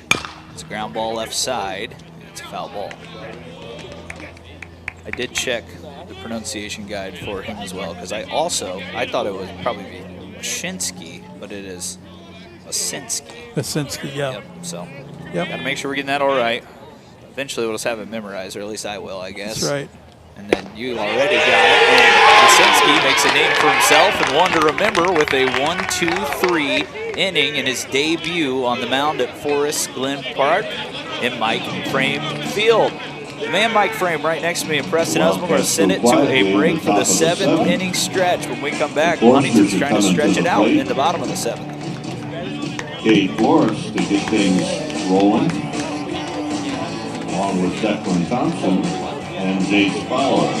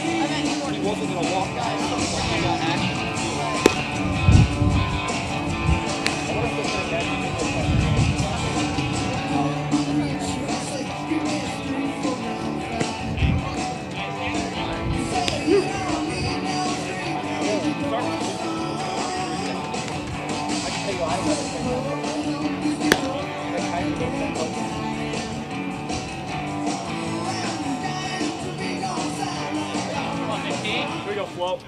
Leading off Back here at in the Forest bottom Glen seven Park, Mike will be Frame Field. We the got Mike Frame, Foresters' third Preston baseman, Husband, number our 15, FDN Sports Cade crew, bringing Forrest. you all the action. Just saw another fun freshman on the mound get the job done in the top of the seventh, Aiden Masinski. Now it's the sophomore Cade Flores who steps up to the plate, lefty on lefty matchup. He's showing a bunt, pulls it back. It's ball one. You know, it'd be great for the Foresters to be able to manufacture a run here. You've got Cade, lefty, which is tough, and then you've got Parker on deck that not a lot of experience there. If Cade could somehow get on base, then you could use Parker to bunt and then turn it over to the top of the order. Flores has shown bunt the first two pitches, and now the 1-1 he does again. That one's called a strike. Outside part of the plate seems to have maybe widened up a little bit Yeah, over the last it's couple innings.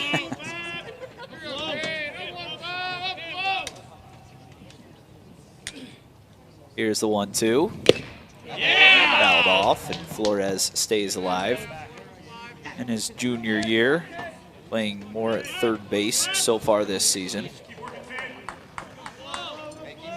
He was voted one of the captains of the team, and the team feels very strongly that they want him in the lineup somewhere. Breaking ball calls strike three.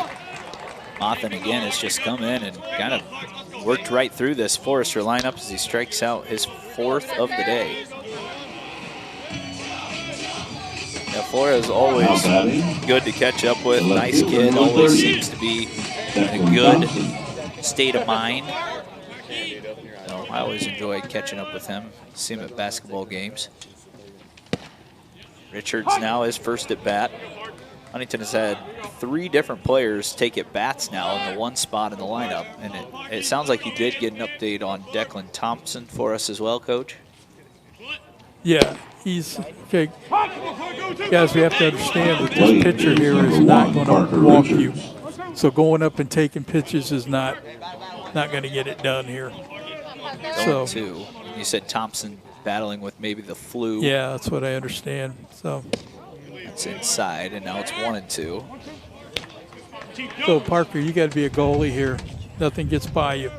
Put the ball in play. You got to make them field it and throw it. If you do that, that's a good at bat. 1-2 pitch from Mothin. It's just outside. Evens up the count at 2-2. Yeah, I don't remember seeing Thompson leave the dugout. He may still be in the dugout. I don't know. But blue's going around. Sure is. 2-2 pitch. Swing and a miss. Back-to-back Ks for the lefty on the mound, and that'll bring up Jace Fowler. We'll find the teammates sitting by him in the dugout. I'm telling him to go sit in the trees behind the dugout. Yeah. So I don't want any part of that. Hopefully he can get some fluids in. The problem with that is he got 2 games again tomorrow, and quite frankly, you know, you always want players obviously be tough and play through illness, but if it's the version of the flu that everyone else has had, there's not really a way to do that. I mean, it feels miserable. I tell you what, this kid on the mound is as good as I've seen this year. Just missed the top of the zone there. It's 1-1. He is Noah Wathen. I hope I'm saying that right. It's WAH/Finn. So Wathen, Anderson University transfer. 2 1/3, 5 strikeouts on just 29 pitches so far. He's been dialed in. Kind of wonder if they're stretching him out to be part of the rotation. But now you're sitting back thinking, well, I wish we would have stretched him out, wait to use him in game 2 or tomorrow. Yeah, I don't know what his situation is. Yep. It's Fowler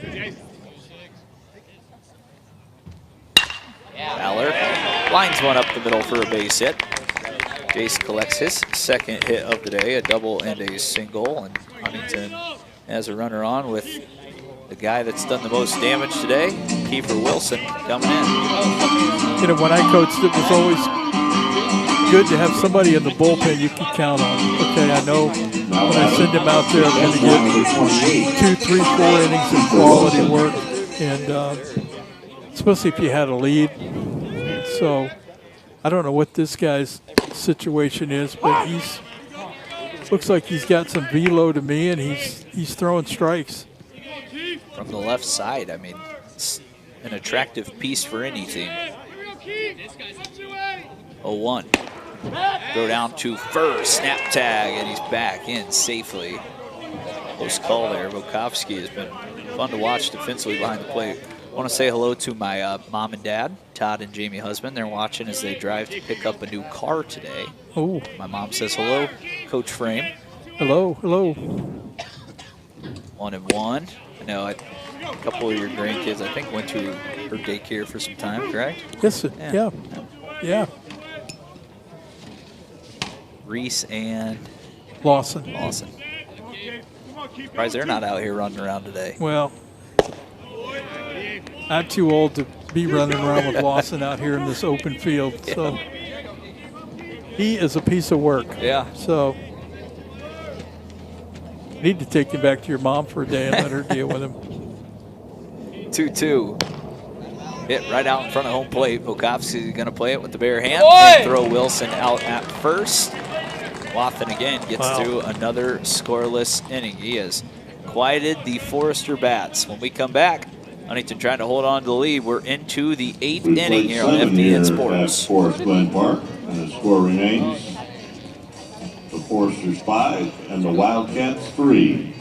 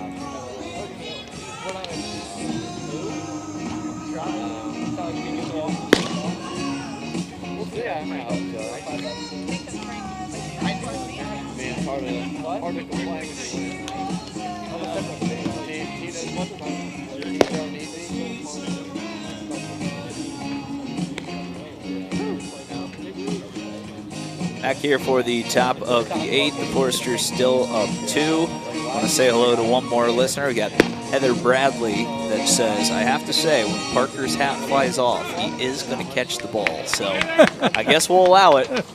Leading off the top of the Well, 8th as long as that for the happens that way. Yes. But yeah, no. We'll take it. Fielder, number 7, Grant Payson.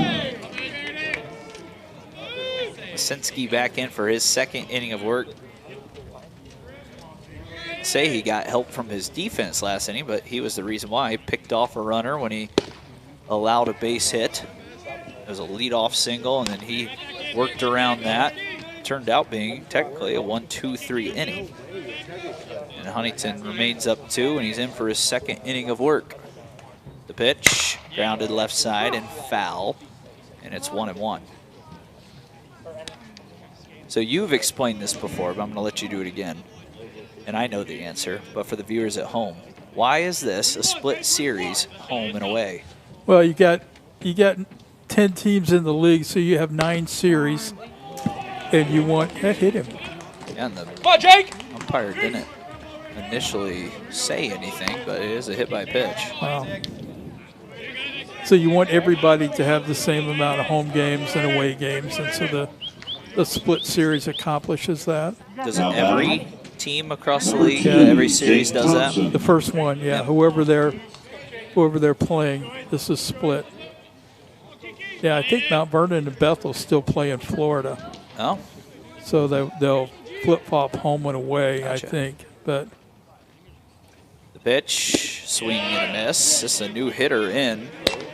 for the Wildcats. It's Jake Thompson, senior outfielder from Greenville, Indiana, Floyd Central High School. He is in to hit for Matthew Drozilik. It's outside. He does not have an at-bat, at least on the stats that I have. Take a peek through mine as well. Looks like we've got the same copy. No at-bats so far this season for him, and he's up at the count 2-1.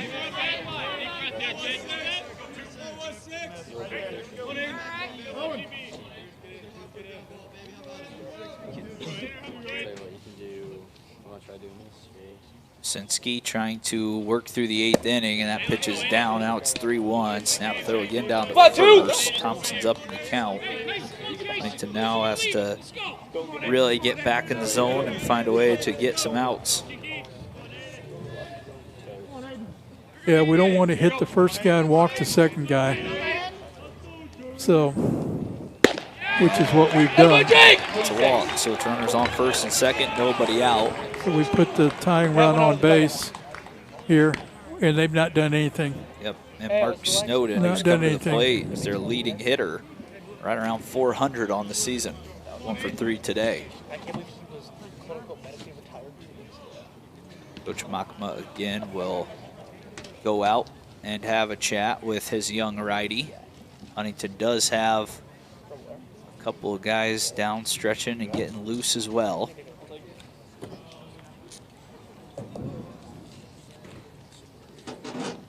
Yeah, it's just not what you can do to close out games or what you want to do. You don't want to, hit the first guy and walk the next guy, especially when the second hitter up has not had an at-bat this season. Right. And so now you put yourself in a bad situation. We'll see what Indiana Wesleyan does in terms of bunting the ball. Yeah, this is right fielder, number statistically their 25, best Mark hitter Snowden. so far this season. That doesn't always mean they won't bunt, but he's been 379 coming in. Knocked in 6 runs before today's game. Pitch. First pitch strike. Right on that inside corner.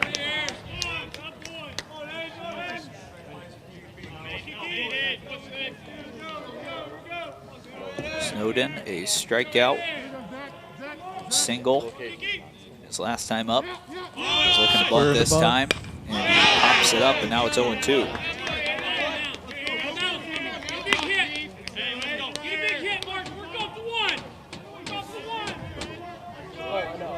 That's kind of surprising that we would bunt with a strike, but Matt knows his team better than anybody. So.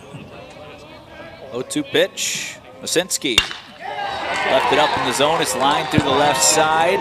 Up and running. Here comes the throw home. They cut it off, and it's going to be bases loaded, no one out here in the top of the 8th for the Wildcats. And now Huntington in trouble with Masinski on the mound. Coach Frame standing at the edge of the dugout. See if he's going to make a decision or stick with Masinski with Brosmer at the plate.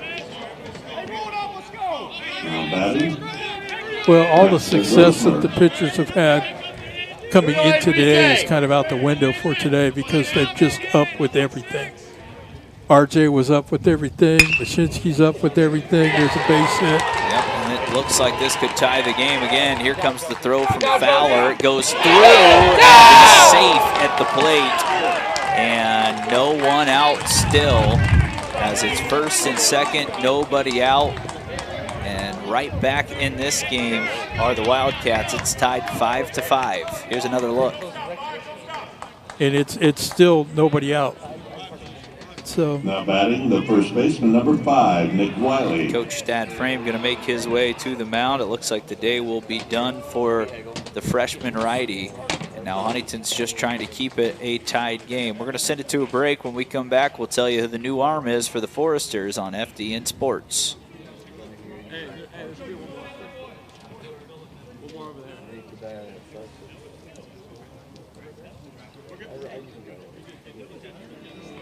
I'm gonna stand up, stretch my legs.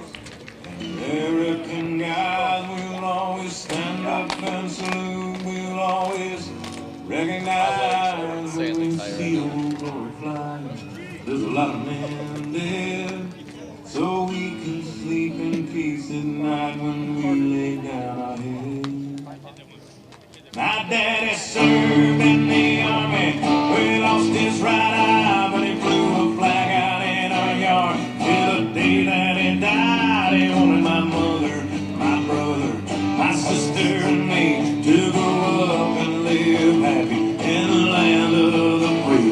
Now this nation that I love is falling under attack. A mighty sucker punch came flying in from somewhere in the back. As soon as we could see clearly through our big black eye, man, we lit up your world like the 4th of July.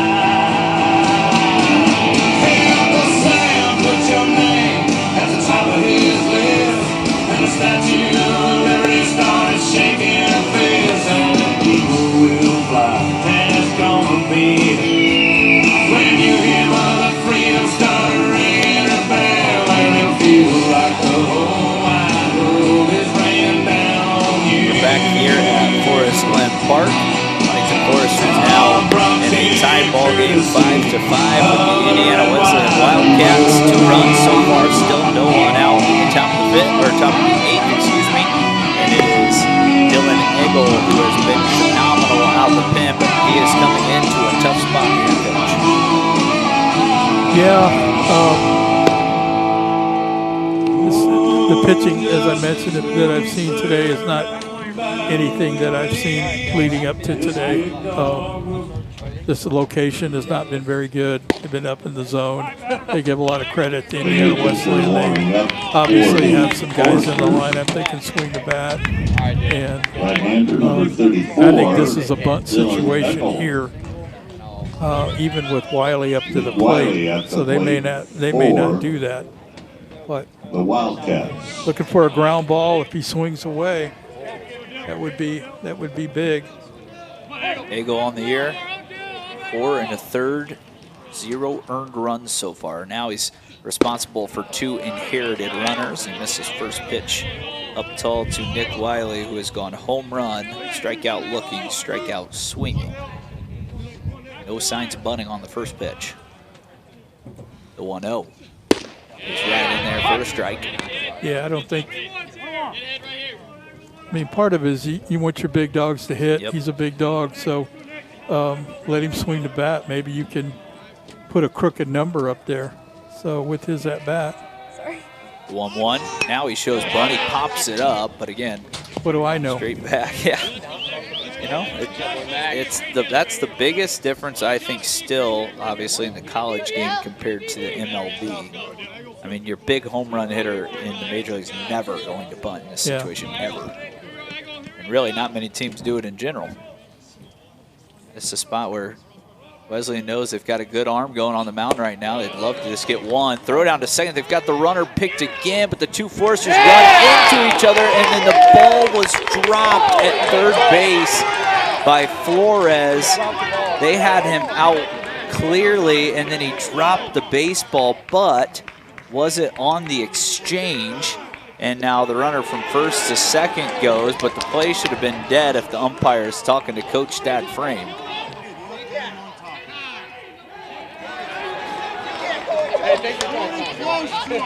Yeah, you can't let him have second base there.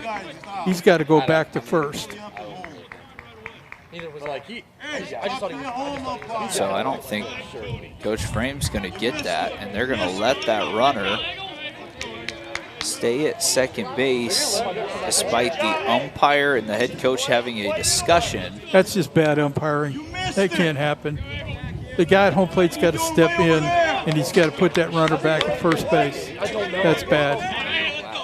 Rossmer is at second now, and over at third is Snowden. Wiley has a 2-2 count.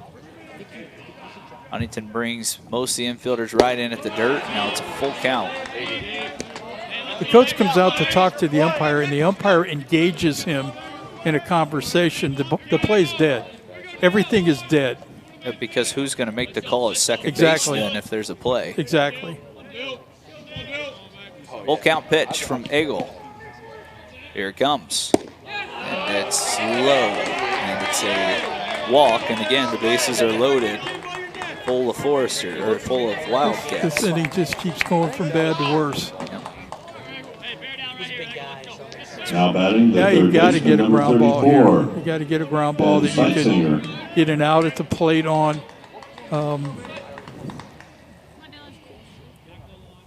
Pitch, and it's hit through the left side. It's going to score one, and it looks like it's going to score two. The throw comes through. It is a 2 RBI single, and it is now a big inning for the Wildcats. 4 here in the top of the 8, and they lead 7-5 over HU. It's still nobody out.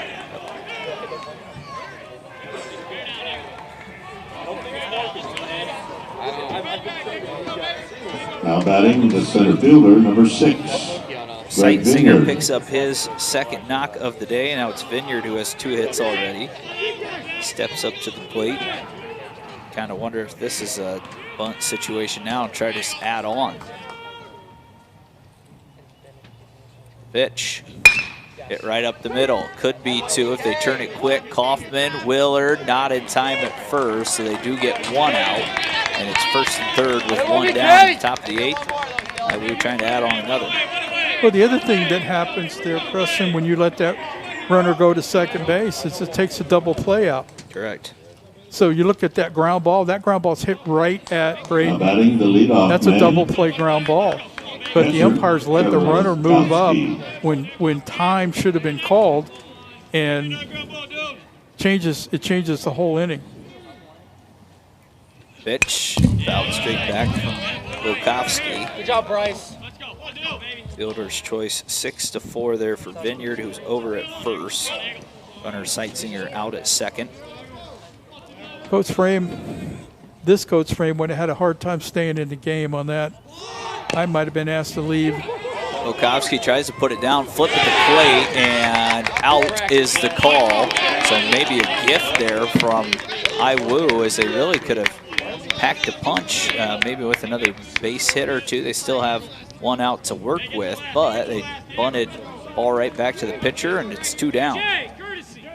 Now batting the shortstop, number Fielder's 24, choice. Carson Bush. 1-2 for the second out. Lukowski over at first. The runner out at home is Nick Wiley. Up to second is Greg Vineyard. Well, if you want a chance, especially against the lefty on the mound for IWU, Wathen, who's been so good, you gotta hold it right here, right now. Yeah, give yourself 2 innings to score 2 runs. This pitch, breaking ball, strike. It's Carson Bush, who's 1 for 4. Struck out looking his last time up, singled a couple of innings ago. The pitch, hit hard, right at the second baseman, and a nice snag there by Willard, who does retire the side. Again, Indiana Wesleyan has a big inning. They put up 4 in the top of the 8th. Willard The Wildcats keeps it bat right around there, and in Huntington the will top have of the 6 outs to 8th work and with, score down 4. 2. We move to the bottom of the 8th with Cam Clarkson, Zach Pelletier, and Owen Willard coming to the plate.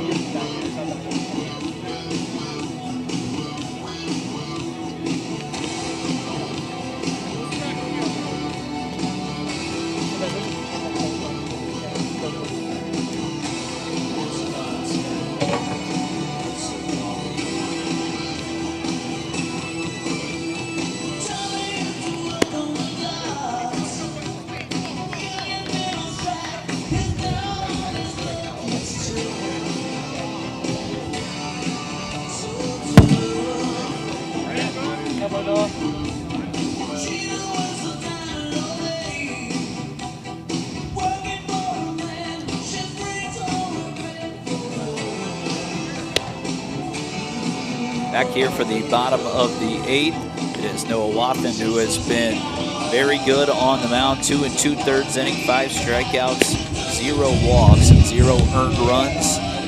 He has only allowed, I think, 1 base runner since he has been in. Since then, it's been pretty lights out. The Foresters will have Cam Clarkson, Zach Pelletier, and Owen Willard coming up here in the 8th inning. Well, the Foresters have got a lot to overcome. They had the guy picked off at second base. They throw the ball to third. Either he dropped the ball or he was taking the ball out of his glove to throw to second, but they called him safe. And as Thad is discussing things with the umpire, the guy goes from first to second, and they allow that. So a lot of things to go. We're going to have to come from behind and overcome some adversity. A 1 pitch. Cam hits it up the middle. It's deflected by the pitcher, but it's scooped up, thrown over to first in time by the shortstop Bush. Right now, Huntington's bats just do not have an answer for the pitcher on the mound. No, this guy's got the hitters. They don't make a change. Huntington's going to have a hard time coming from behind. Iwu does have another right-handed arm up behind the lefty Wathen. I can't imagine you're going to make a change. Only 40 pitches. Why would you? Yep. That one's outside, called a ball. Pelletier 0 for 3 on today with a strikeout, ground out, and a fly out.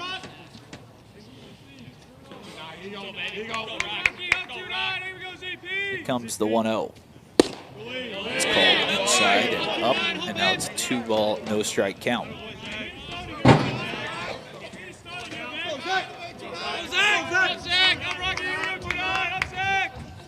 2-0 delivery. Right there for a called strike.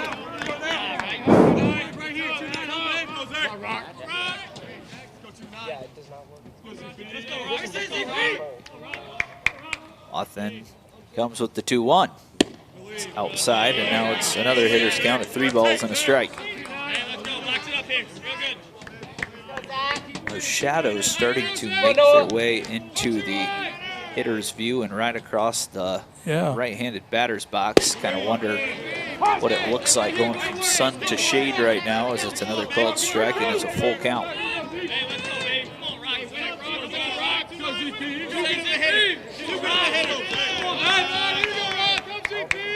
Wathen from the stretch delivers the pitch. It's low, and it's a walk. See if Huntington can do what Indiana Wesleyan did, take advantage of some fortune at the plate with some freebies. It's Owen Willard, who's 1 for 3 on the day, coming up. Second baseman for the Foresters, 24, Owen Willard.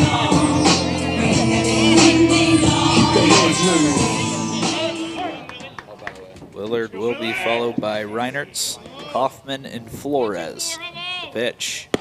Breaking ball falls right over the heart of the plate for strike 1. Yeah, Huntington needs to get another runner on base here to put some pressure on Wesleyan, but boy, this left-hander's done a really, really good job. He's been almost unhittable for the Huntington offense. Really impressed with him. Came in today with not great numbers, but he's completely flipped that around and it's been lights out this afternoon. You know, sometimes those numbers are inflated because early in the season you have a bad outing. Game. And yep. Yeah.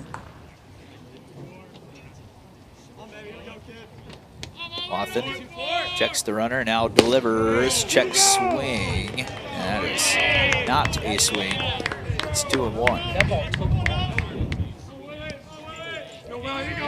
Willard has a double and a run scored his first time, and 2 ground outs to the shortstop. The pitch, right there again for a called strike. It's 2-2.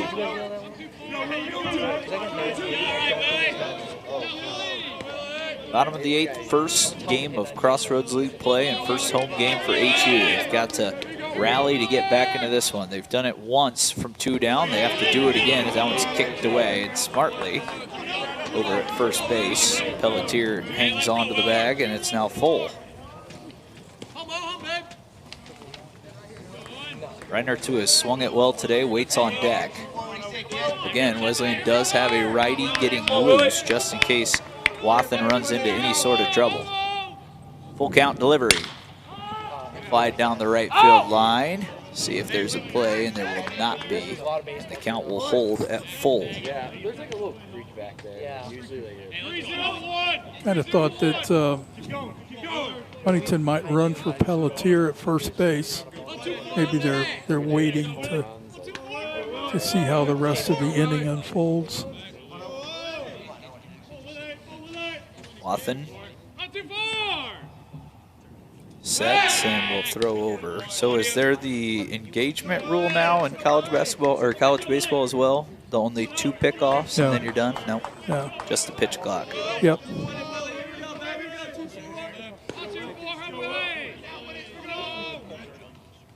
Here's the pitch. Foul away again. Get it back by It's interesting that I don't think any series that HU has had so far this year have they had a pitch clock. Okay. So, I mean, when they played Mid-American, they did not play on Mid-America's field. Yeah. They played in a city field. Gotcha. And so, Payoff pitch again. Hit hard left side and through the infield. Willard has his second hit of the day, and now 2 runners on with Reinert's coming up. Huntington trying to strike right back. Good at bat there by Willard. Saw a lot of pitches. Got one that he could handle and slammed it to the left side.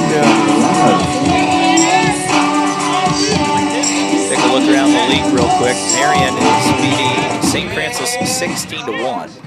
Taylor's beating Grace 9-2. Spring Arbor beating Goshen 4-3. All those games winding down as well.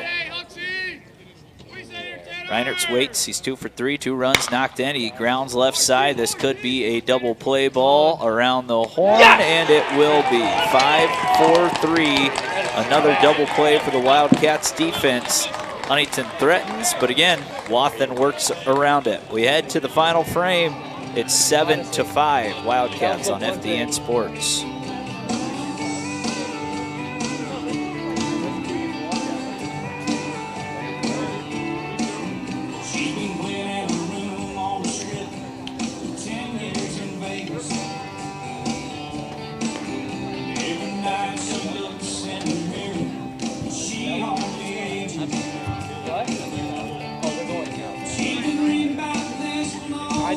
I think you need 1 or 2.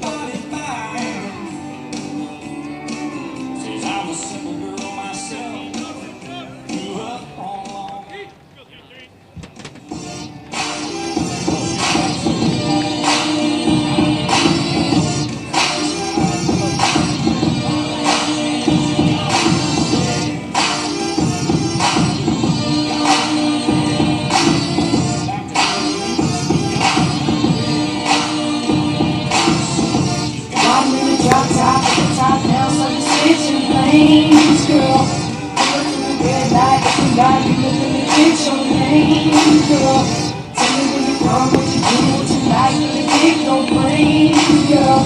Tell me how they got that pretty little face on that pretty little frame, girl.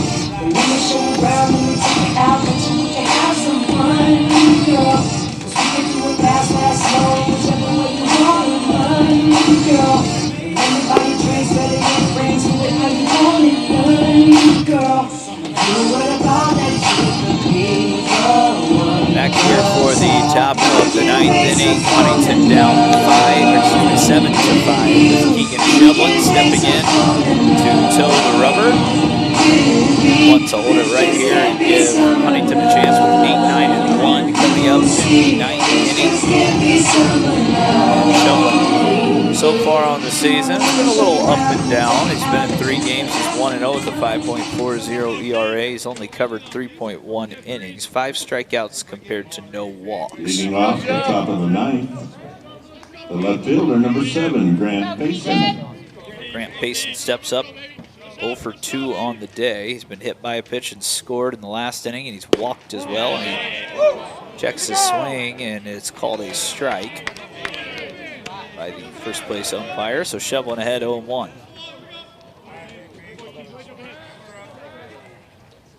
Shoveling rocks and fires. It's popped up right down the right field line, chasing over and making the over the shoulder grab. The second baseman Willard. It's 1 up, 1 down.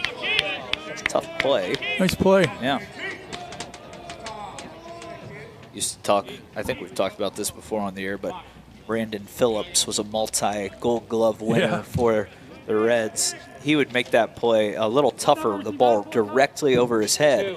And the one thing I learned in high school, which I never played outfield, but when you run and you're going to go catch it, you run with that glove to your side and then throw the glove out at the last second. Brandon Phillips did that so well. And Robinson Cano for the Yankees for a long time did that same play. Willard not doing it maybe to that extent, but still a big first out here for Shoveling. But a guy that played here when Thad played, he played second base, Austin Cass. And Austin was the best guy that I've ever coached at second base going into the outfield to make a play. In fact, we played our right fielder deeper just because Austin could go get things. This one's swung to the right side, Shoveling getting over, but backing track Pelletier gets there, nearly a collision. Willard has 2 straight plays, and he's made them both, and Shoveling doing a good job coming in, filling up the zone. 4-3. Now batting the right fielder, number 25, Mark Snowden. Mark Snowden now, who's been a thorn in the side of the Foresters today, 2 for 4. Has struck out twice, but came around and scored a run and knocked in he loaded up the bases in the last inning, and he's got his 3rd hit of the day as he knocks one into right center field. And I've been really impressed with Indiana Wesleyan. I wasn't sure, what kind of club Matt would have in his first year, and maybe get the job a little bit later. And but he's put together a nice team. We'll see what the pitching is like, the rest of the way. But the guys he's ran out there today have been really solid, and offensively he's got a nice lineup. And Everyone skips that one past Wilson. Got to block that ball. Can't give up a base in that situation. It's Snowden out at second. Braxton Brosmer, Jasper, Indiana, 3 for 4 today, the freshman. I drive through Jasper almost every single time I go down to southern Indiana to see my in-laws. Oh. Well, we take the back way sometimes to go there. Sometimes we'll just go straight down 69 south. But if we're feeling like we want to see some windy roads, we'll go through Jasper. My wife likes to stop at the Sonic there. Restaurant, Yeah. My wife tells me we need to go to the Indiana Baseball Hall of Fame that's in Jasper. Okay, I did not know that. They've got a plaque or something there up for me. Oh, yeah? Better go check it out. Take a look at it. Yeah. Jasper's also home to a great golf course, Sultan's Run. Yeah, I've heard that. Yeah, it's beautiful. Not that I've ever played it or would play it well, but I've had a friend play it and say it's very nice. Pitch is called a strike. It's 3-1. I've heard of that course.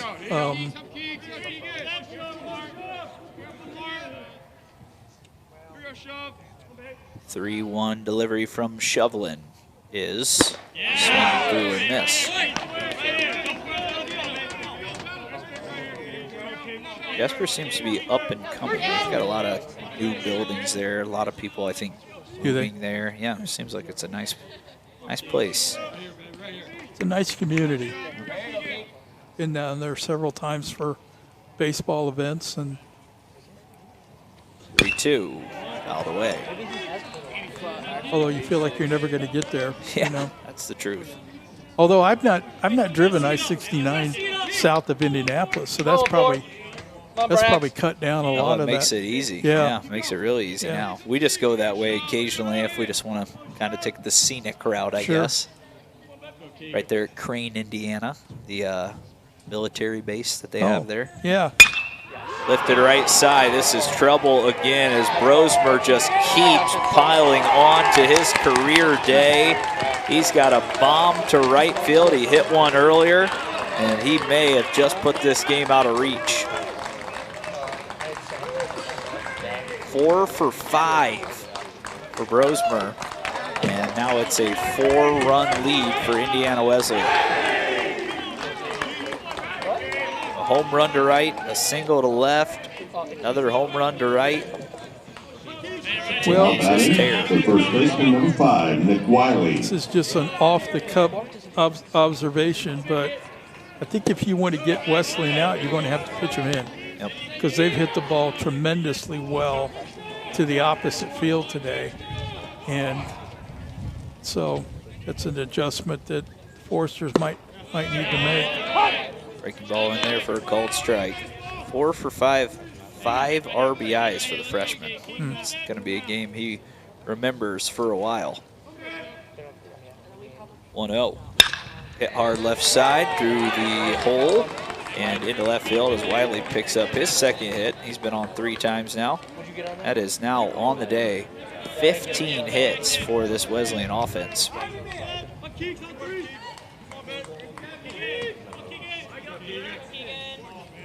Just tell me after the game. Just tell me. Well, we'll see how things go the rest of the series. Now batting, Based the on third this baseman, game, number 34, Ben Wesleyan's better Seissinger. than Huntington. In terms of on the mound, they have a better lineup than Huntington does. And so be interesting to see how the rest of the series goes.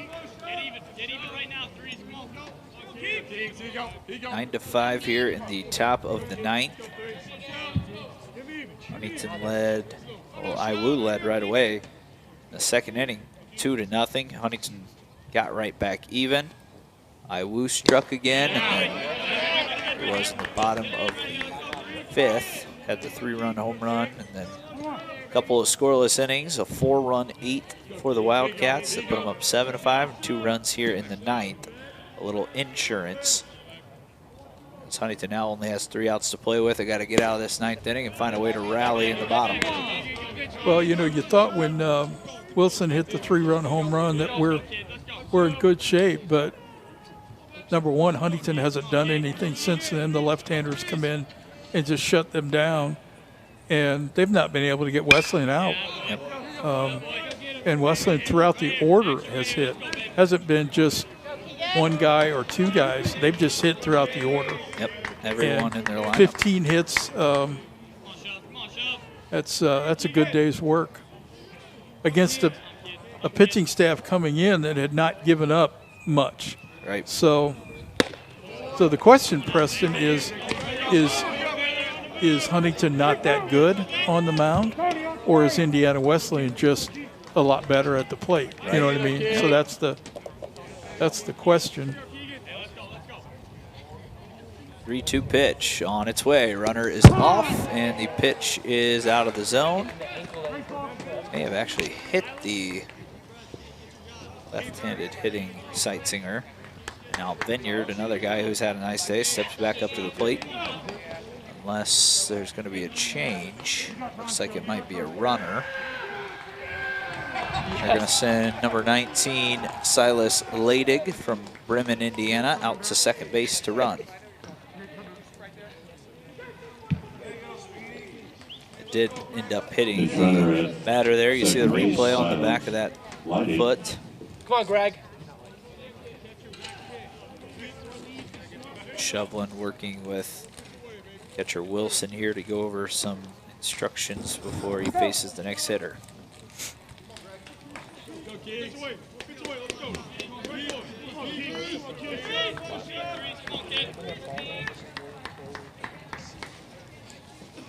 we go, King.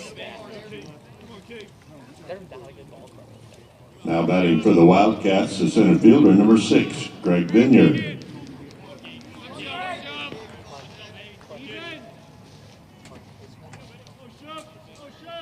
Shovlin sets from the stretch and delivers. Breaking ball popped up straight in the air, left side of the infield. Underneath it, calling it, and catching it is Kaufman. 2 more for the Wildcats when we come back. Huntington needs at least 4 in the bottom of the 9th on FDN Sports. The Wildcats score 2 in the top of the 9th on the Braxton Brosmer home run. We move to the bottom of the 9th.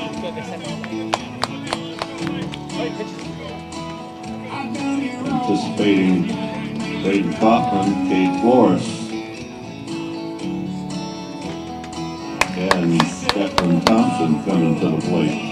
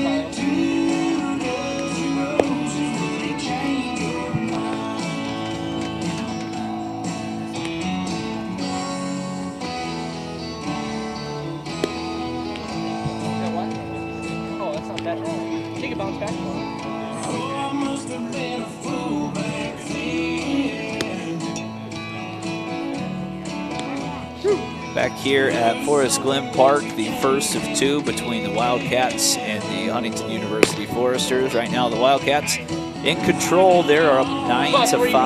They have scored 6 consecutive runs, and Huntington will have 3 outs to score 4 runs or more if they want to tie and keep this game going or win it in the bottom of the 9th. It'll be Braden Kaufman, Cade Flores, and then Parker Richards is scheduled. Kaufman takes strike 1 from Wathan. It looks like he crossed up his catcher there. It's in there for a strike. I think Dad's probably going to have guys take till they get a strike, and maybe by show and bunt, first pitch. Right. And problem with that is, and I'm not saying that's wrong, but this Wathan kid's just been Wathan's been in the zone all day long, But you never know. Yep. Can he close out a game? Right. That's the question. 0-2, down low. Yep. And here you just try to get the tying run to the plate. If we can do that, then we'll take our chances. Yep. Lefty's pitch on its way. Popped up out of play right side. 3 2/3, 5 Ks, 1 walk, no earned runs on 59 pitches for Noah Wathan.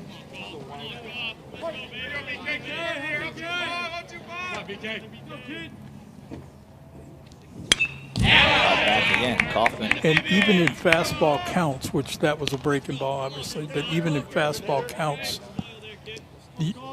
Huntington is not getting the barrel to the ball when they are anticipating a fastball is coming. So that tells you this guy's got good stuff.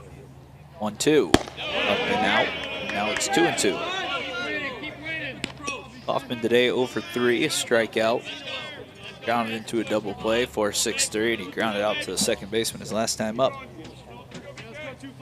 Southpaw comes home with the 2-2. Hit hard left side. It is going to be a fair ball. Roll down the line. Kaufman stretching for 2, and he will dive head first and for an extra base hit. It's a good start for the Foresters here in the bottom of the 9th.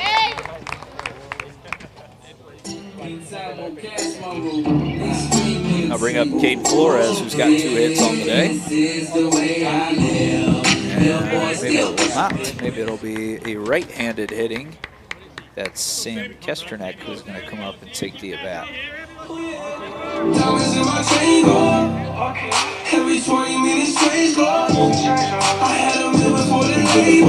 the Foresters.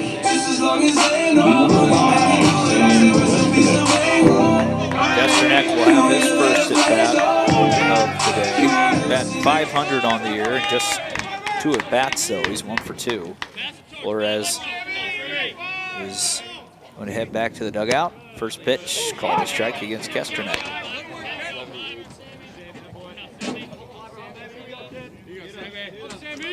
Yeah, probably a good move to eliminate the lefty-on-lefty matchup. 0-1 outside. It's 1-1.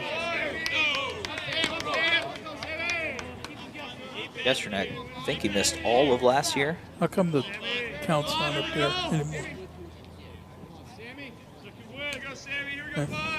1-1 count. Hit hard, left side, it's through for a base hit. Dad smartly will slam on the brakes as he throws up the hands and stops the base runner at third. It's runners on the corner with nobody out. Top of the order coming up, and it's going to be another new hitter. I think this is the talented young man we talked about earlier. It looks like it's Johnny Ingerbrook who will head to the plate. He's going to be a really good player. He just has to kind of figure things out a little bit. It's not gotten off to a good start, and kind of gotten into his head a little bit, but he continues to work hard. I watch practice. He continues to have a good attitude, so we'll see what happens here. Ingerbrook will step up as it's a cold strike right away. This is the 4th hitter who is hitting the 1 spot today for Huntington.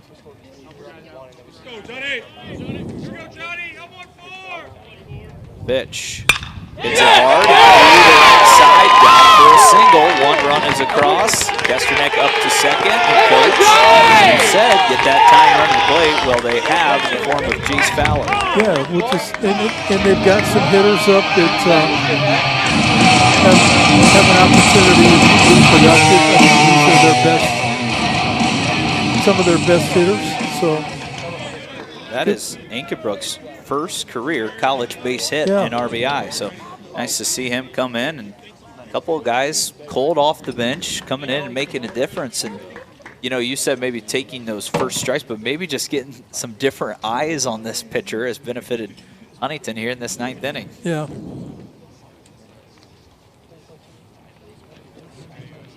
Talented freshman from Homestead. Now, was he also a player that was going to go play at Purdue Fort Wayne? Yeah, he signed to go there. That's what I thought. And they canceled their program, and so he decided to transfer, or to come here, I guess, not transfer. But So it's Kesternek out on second. Ingerbrook over at first.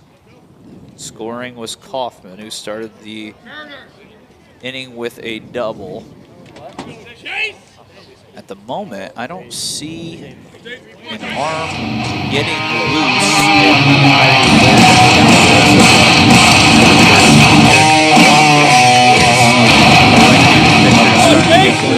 Got Jace Fowler at the plate, who on the day is 2 for 4. Has put the ball in play every time so far.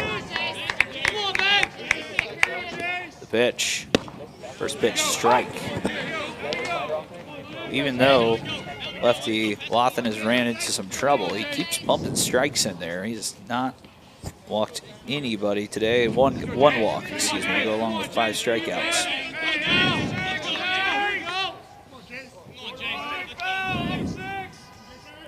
The 0-1 outside, evens up the count at 1-1. Wilson, who homered back in the 5th, waits on deck.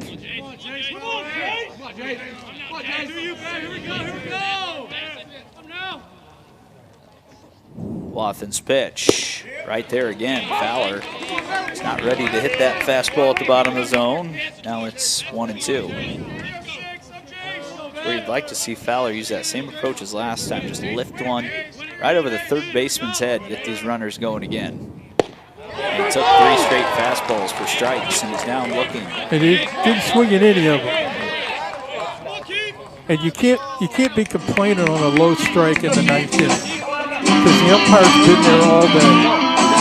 So you just can't do it. Kiefer Wilson is the next hitter.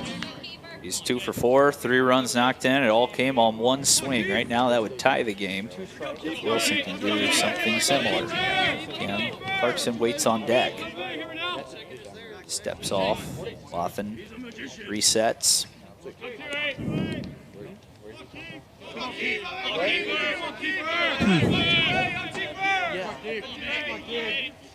Noah sets at the belt, delivers, and it's inside, bounced in there. It's a 1-0 count. Let's go, Keith. What do you say? So my guess is they want to leave the left-hander in there to face Clarkson. Right. Don't want to make a move before then. The pitch. That's outside, and it's 2-0. That's my guess. I don't know. It seemed like they had a couple of guys getting loose for a while, but now no one's throwing. I think that right-hander is loose. Ready to go. I think he's ready, yeah. Here's the pitch. On the outside corner, called a strike. It's 2-1.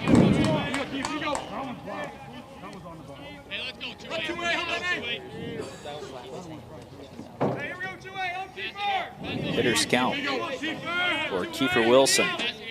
Trying to do some damage and extend this game. The pitch is low, and now it's 3-1. Well, they've given themselves a shot at things. Would have liked to have seen Jace have a better at-bat, but that's just, that's the way it is. So, still got an opportunity here. Wathen sets and fires. Fouled away. Got in on his hands just a bit to even up the count. So is it 2-2 or 3-2? It's 3-2. 3-2. Yep.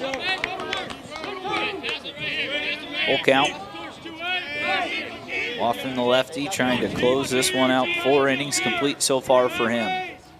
His pitch. Wilson fouls away. Had a good hack at that one. Fastball in the zone. Stays alive. It's the first time I've seen Kiefer in person. He seems to be able to hit the fastball. Yeah, he'll hit the fastball. And he can hit the fastball to all fields. Right. And the wind is really blowing to right now. The pitch. Hits it that way. It is going to get down and skip all the way to the wall. Wilson on his way to second. First run scores. Runner into third comes in standing up. And that is going to go down as a double as that one skips by the right fielder. He knocks in his 4th run of the day, and now Huntington can tie it with a base hit. And Cam Clarkson, the big lefty who swung it well all day, steps up to the plate.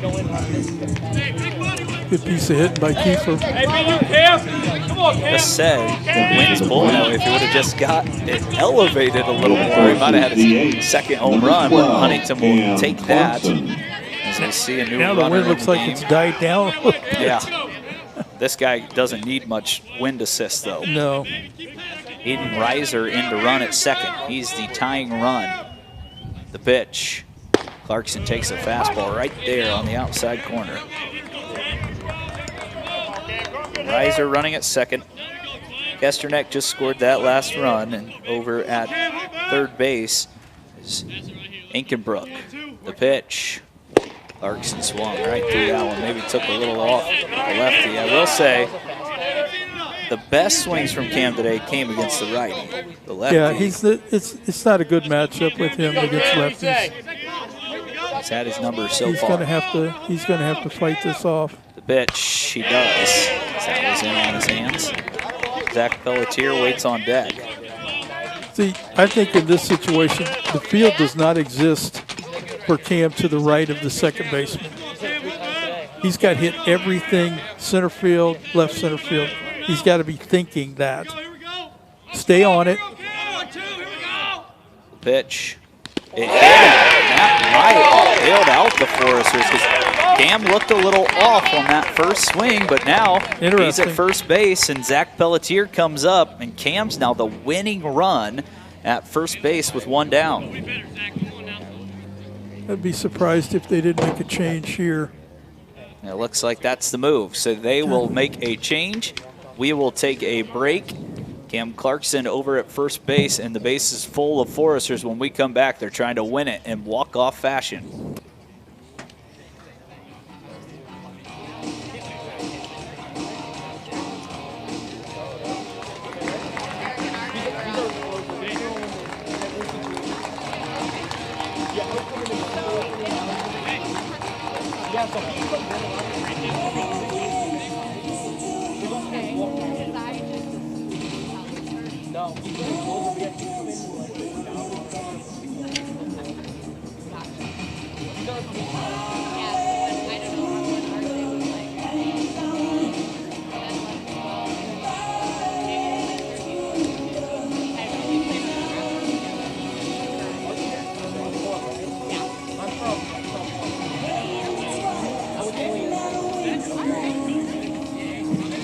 So when I saw this from before, I'm like,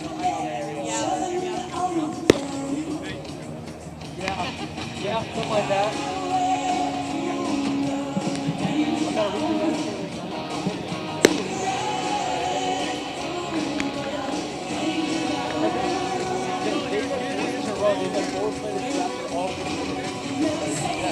Back here in the bottom of the ninth, and things have gotten a little more interesting here on FDN Sports. Forrester's finally knocked the lefty Wathen out of the game, who did a really great job. Forrester started to stack some good at-bats, a couple off the bench. And now we've got a new righty in the game. It is Derek McLaughlin.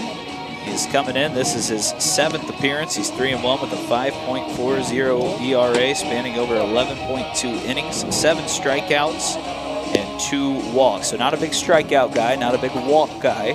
Probably going to get some strikes. And Huntington's got one of their best hitters at the plate. It's 7 appearances. Yeah. 7 appearances over 12 games. That Right. means he's thrown quite a bit. Yep. And so it's like a little bit of a slider. So we'll see. Excuse me. If Huntington is down by 2 runs, you can't ask for anything else in this situation. You have arguably your best hitter at the plate and only 1 out. So It's Tarek McLaughlin, excuse me. And he delivers first pitch strike to Pelletier, who is 0 for 3 today. A ground out, a fly out, a strikeout, and a walk. Pelletier trying to tie it or win the game. The pitch. 2 strikes in a row right there for Pelletier. Pelletier came in today batting .385, 6 RBIs. He needs 2 to tie the game, 3 to win it. Right now he's down 0-2 though. McLaughlin sets and delivers. And it's hit up the middle, through for a hit. Runner at second froze. They're still going to wave him around. Here comes the throw from center. He slams on the brakes. And Huntington is within 1. Still 2 outs to play with. Bases loaded, full of Foresters. That is some good 2-out hitting there, because first 2 pitches looked hittable for Pelletier, but he stayed in, got that barrel in on an inside fastball. Huntington within 1, trying to walk it off. Dad was waving him to begin with, and then he stopped him. I don't think he got a very good read at second base on that ball. Looked like he froze on the line drive, which I understand, but if he would have understood, and that was base runner Wilson out there, excuse me, I think it's actually Reiser who came in to run for him. I think if he knew where the shortstop was initially, freezing wasn't necessary, and he probably ties the game. But that's what you got to do. Right, You got to have your head on a swivel before each pitch. Okay, where are guys at? And yeah, no, I'm with you. So we'll see now if Willard can play hero. He's had some good at-bats, 2 for 4. Obviously one of the most talented guys on this team. Graduate, Purdue Fort Wayne. First pitch breaking ball in there for a strike. Runner at third is Reiser. He came in to run, so you'd think a fly ball, Huntington's gonna test it. Wind blowing straight out. Laughlin's pitch, swing and a miss. Out in front of that one is Willard. One he probably should have tried to shoot the other way, but came through it a little early. Reinertz waits on deck. Now got to go with 2 strikes, excuse me. The pitch popped up, and that is not going to do it. It's going to be an infield fly rule. Camped underneath it, the second baseman. He makes the grab, and now Huntington has to win it with 2 outs, or tie it with 2 outs.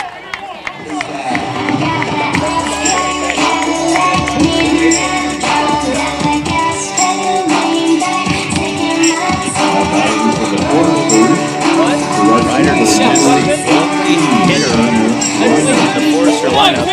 not taken an at-bat this inning. He is 2 for 4, 2 runs knocked in. Ground into a double play his last time up. Time is called. Okowski, the catcher, is going to chat with Laughlin, the pitcher. Felt like a couple of swings there. Coach Willard was trying to pull the ball on pitches that he probably could have shot the other way, which we've seen Huntington do so well today. Yeah, it could be. He tried to go the other way there with 2 strikes and just, you know, popped it up. But see if Reinertz can pick him up. Huntington has the winning run on second base, tying run on third, base runner on first, does not matter. Here's the pitch. It's low. It's 1-0. as Marty Burnham would say, window dressing at first base.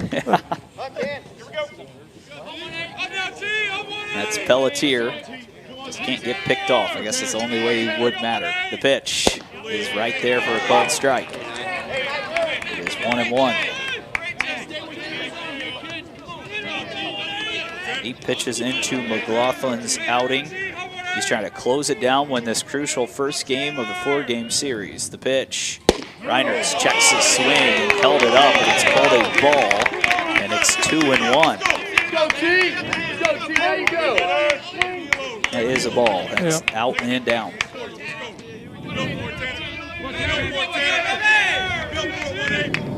Huntington trying to come all the way back from 4 down at the bottom of the 9th. Laughlin's 2-1 pitch. Low. Now they're 1 pitch away from walking in the tying run. Kaufman, who started it all, waits on deck. He doubled and scored to start this inning. Have to be selective here if you're Reinertz. 3-1 is called strike.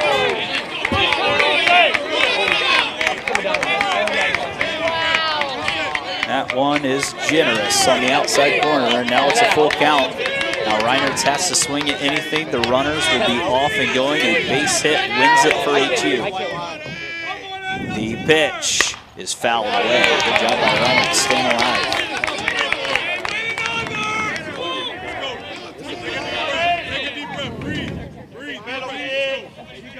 Go, T! Right down, right spot.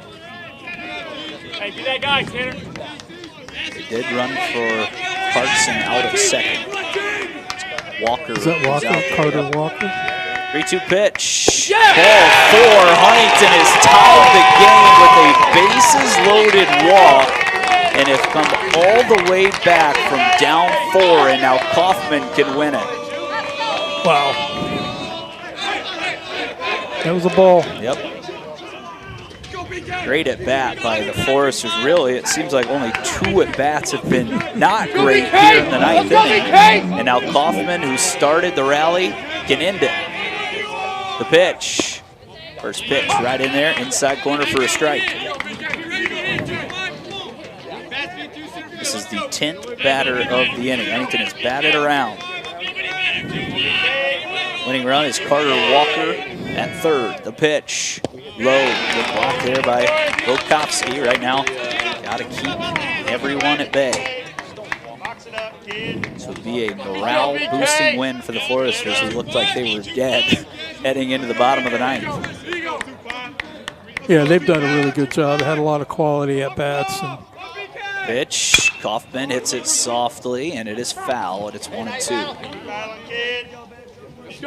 Start thinking maybe who's the next arm that Thad is thinking. A couple of guys. yeah, that's a good point.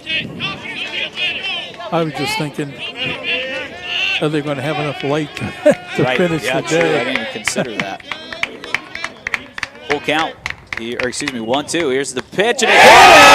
And the Foresters score 5 in the bottom of the 9th and take down the Wildcats in walk-off fashion.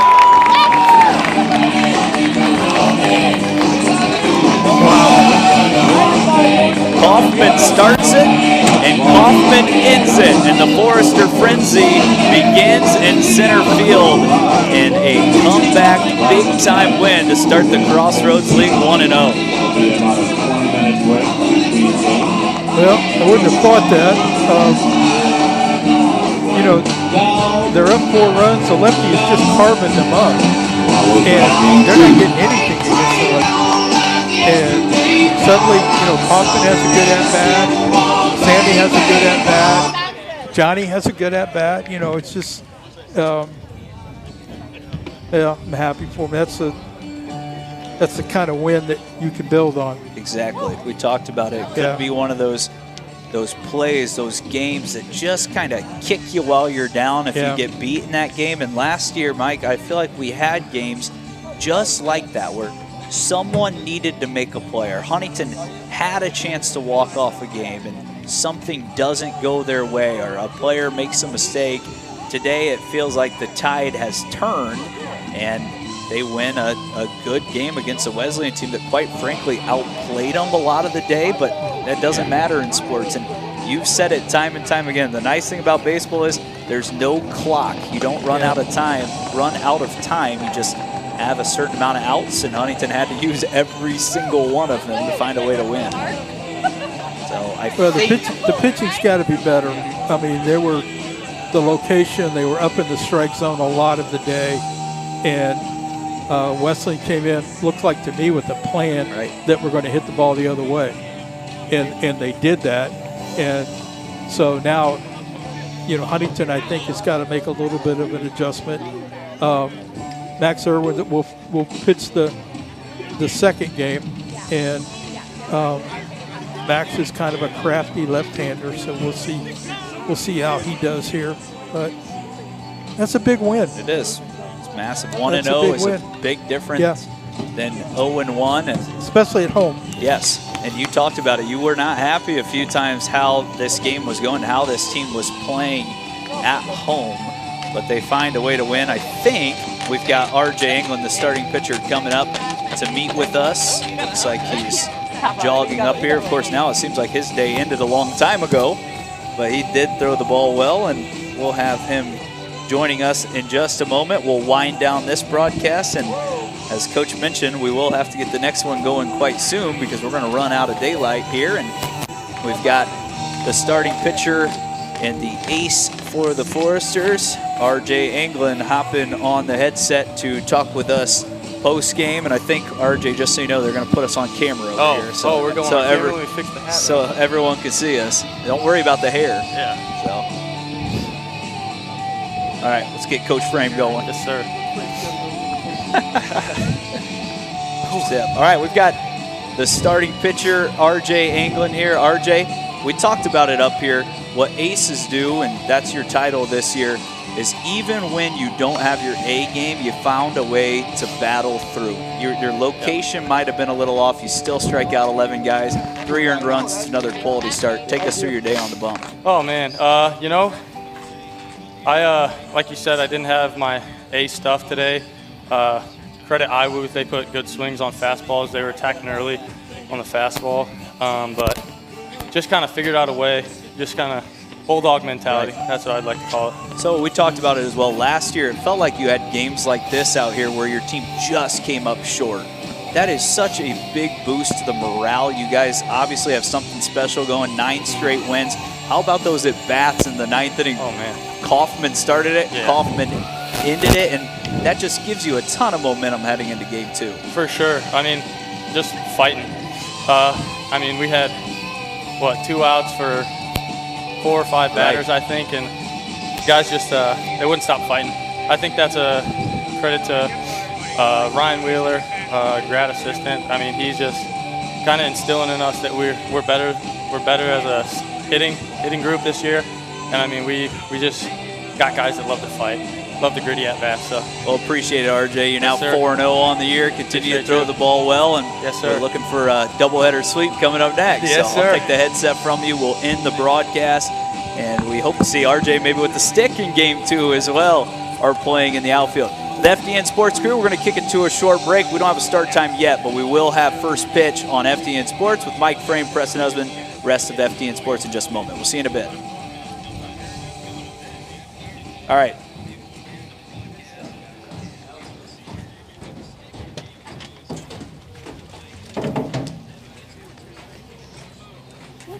My two favorite guys.